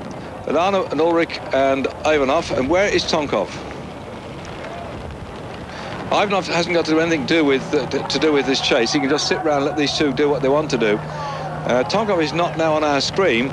He was certainly riding with Ivanov, and now it looks like Alano's trying to press some advantage between himself. Now, if it's so, with 4 kilometres to go for this little chase group, these little 3 men here, I thought Tonkov was just a bit further down the road, but if Tonkov's behind these two, then I suspect that Ivanov might go back for him. He's certainly not going to aid these two. They're having their own little private warfare yet again.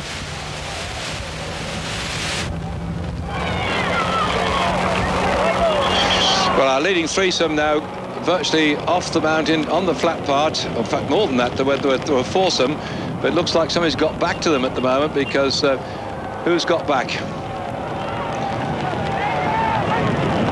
Well, still Michele, Zinchenko. That's Michele on the front. That's Zinchenko in the red and white. Oscar Kamazin is there, and it's Brachard that's got back. It's Brachard that's come back. Brachard has come across to them, and there Ribeiro, and also Sorensen looks like he's come back too as well.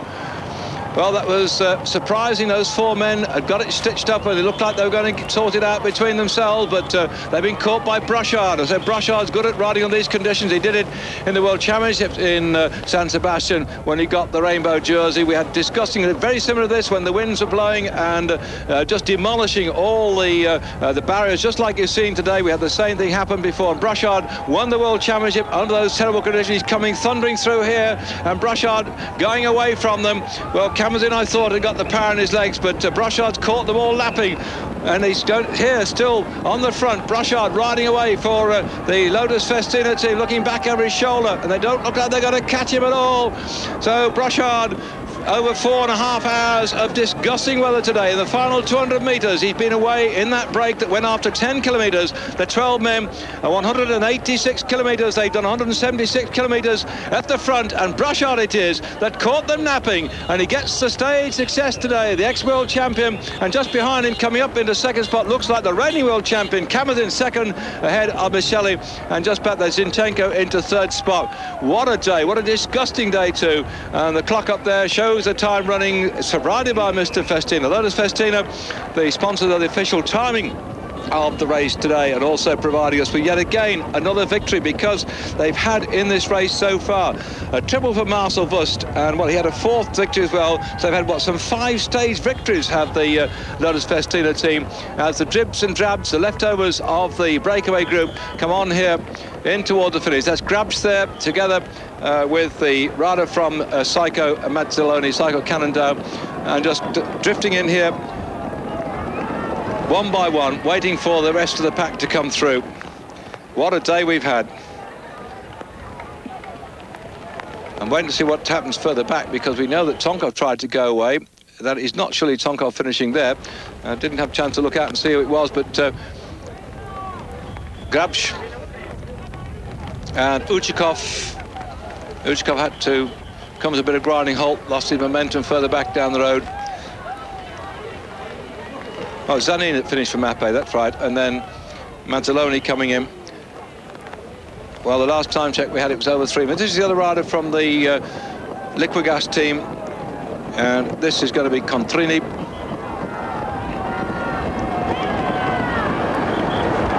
What an awful, awful day.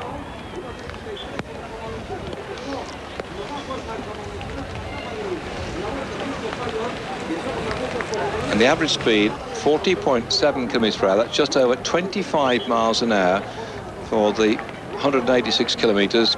Again, this man, part of that breakaway group, went about to 10 kilometres. One time it looked like they're going to get sucked back in.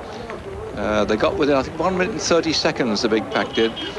And then in the end, the conditions got worse and the pressure came off and they stayed away.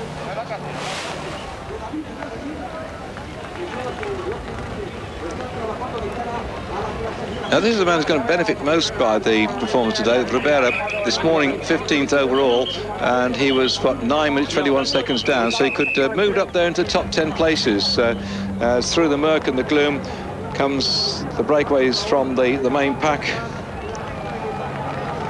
There looks like Van den Broek still staying out there. Then Ulrich, and Ulrich being tracked down by Olano, and just behind them I think I can see Tonkov as well. So top three coming in this group. Just shows you how the men overall are prepared still to fight, even on stages like this. Ulrich starts to wind it up, and just behind him is Olano, then Ivanov, and looks like Rebellin from Polte's also made it in the red and yellow, and then further back I think that's Tonkov in the Mapei colours. Just on the left hand side is streaking away is Van den Broek, just getting himself a few seconds ahead of the rest of this little lot, but the main contenders overall on the way through here. Tonkov together with Ulrich and Olano, Rebellin, all in there together, and also Galdiano from the Vitola Seguros team. So we've now seen of the overall situation, we've seen four of the top riders come in together, wearing the white jersey of the leader of the Kingdom Mountains competition. Kevin just leads him in, having got the stage victory yesterday up that terribly nasty mountain climb, bringing this group here. Looks like Bettini just behind him, so still Jimenez won't contest the sprint. He's not bothered about saving a couple of seconds. You can get more than that back up in the mountains. 350 the group back to here. So what a day we've had today. Brochard taking the stage victory in the overall classification, still being virtually about the same as it was when we started out today, as they're coming in dribs and drabs. And I think at the bottom of that climb, just 8 kilometres from the finish, they were pretty well all together, but it really made the legs of these riders. Look at them coming in here, that crosswind blowing the riders into smithereens, and once you lose the wheel of the man in front, and then the gaps open up.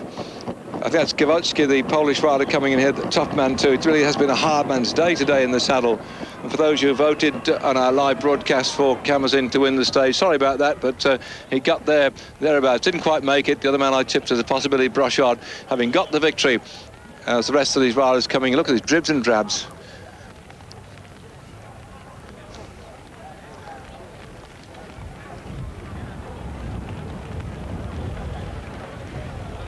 And after yesterday too, when they went up that climb, when they were finishing over half an hour down, here they are again today, and tomorrow rest day. We look forward to that one.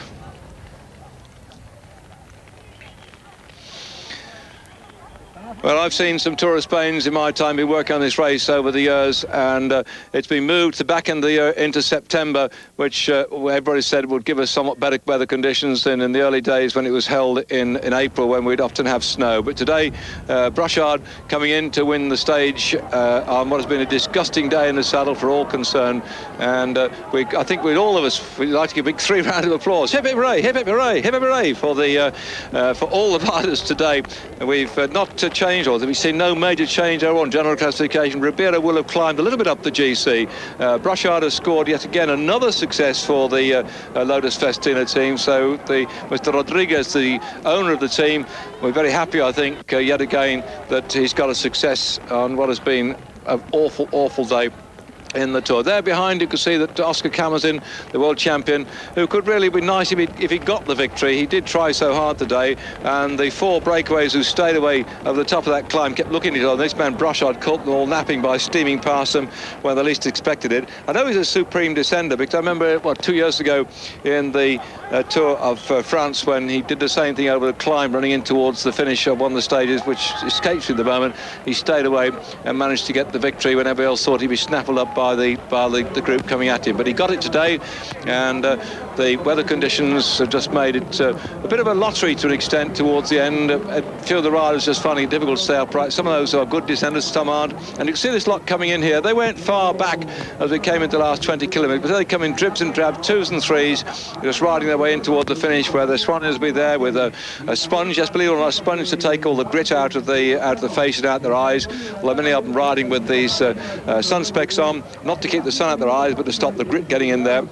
And then they will put on their wet tops, go round to the team coaches at the back, and then get into some warmer clothing, then off for the shower, the massage, the hotel for the night, and then off on the aeroplane tomorrow to go on down further on. So the hope we can get the prize presentation up there for you, although it looks like they're waiting for the rest of the group to come in here, probably waiting to see if they can get in the man who's leading on the Metabolontes part of the competition to receive his award, but he's, I think, just a bit off the back still, and he might well be on his way to losing that one to young Hunter, who I think might be in with a shout to get that one. And I think that Hunter's wondering what else he's doing racing up in Europe, and he could be back enjoying himself in the sunshine of Sahara, because it is their summer coming up down there.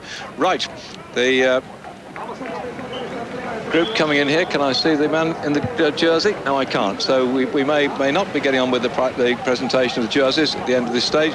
Just let me say again, then tomorrow we're going to have the look back at what's been happening so far in the Tour. Here you've got Brochard coming in to lead and to take the stage. And then when we do come back after that, the stage 10 will be Zaragoza. And I hope you'll join me for that particular one as well. And then we're going on through that. Zaragoza, 183 kilometres, and it curves round and comes back at itself. We've been there before. That's a fairly flat stage as well, Zaragoza.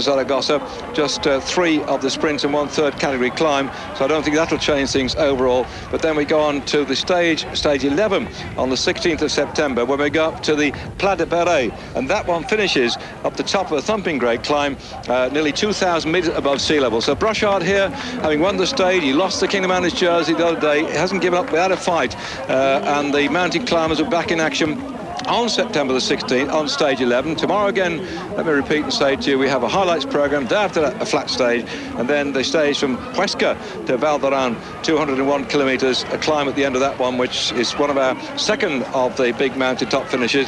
And then we move on the next day, also on the 17th of September, to another mountain top finish. So the leader on the overall classification, Alana, still in gold, but the mountains lie ahead.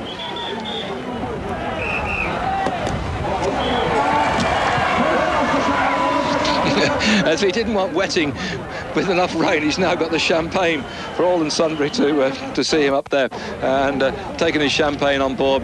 We hope we may be about to get the gold jersey of Villano, who came under all sort of pressure today, because certainly we saw Ulrich attack him on the short, sharp climb. We saw Tonkov go as well. A flattish day the day after tomorrow, and then we've got a couple of days with mountain top finishes. So whilst today again has made the Lotus Festina people smile indeed, the golden jersey of Alano is still on his shoulders. And so for me, David Duffield, I look forward to company live in the broadcast the day after tomorrow. Until then, time to go off and drain our clothes. Bye-bye.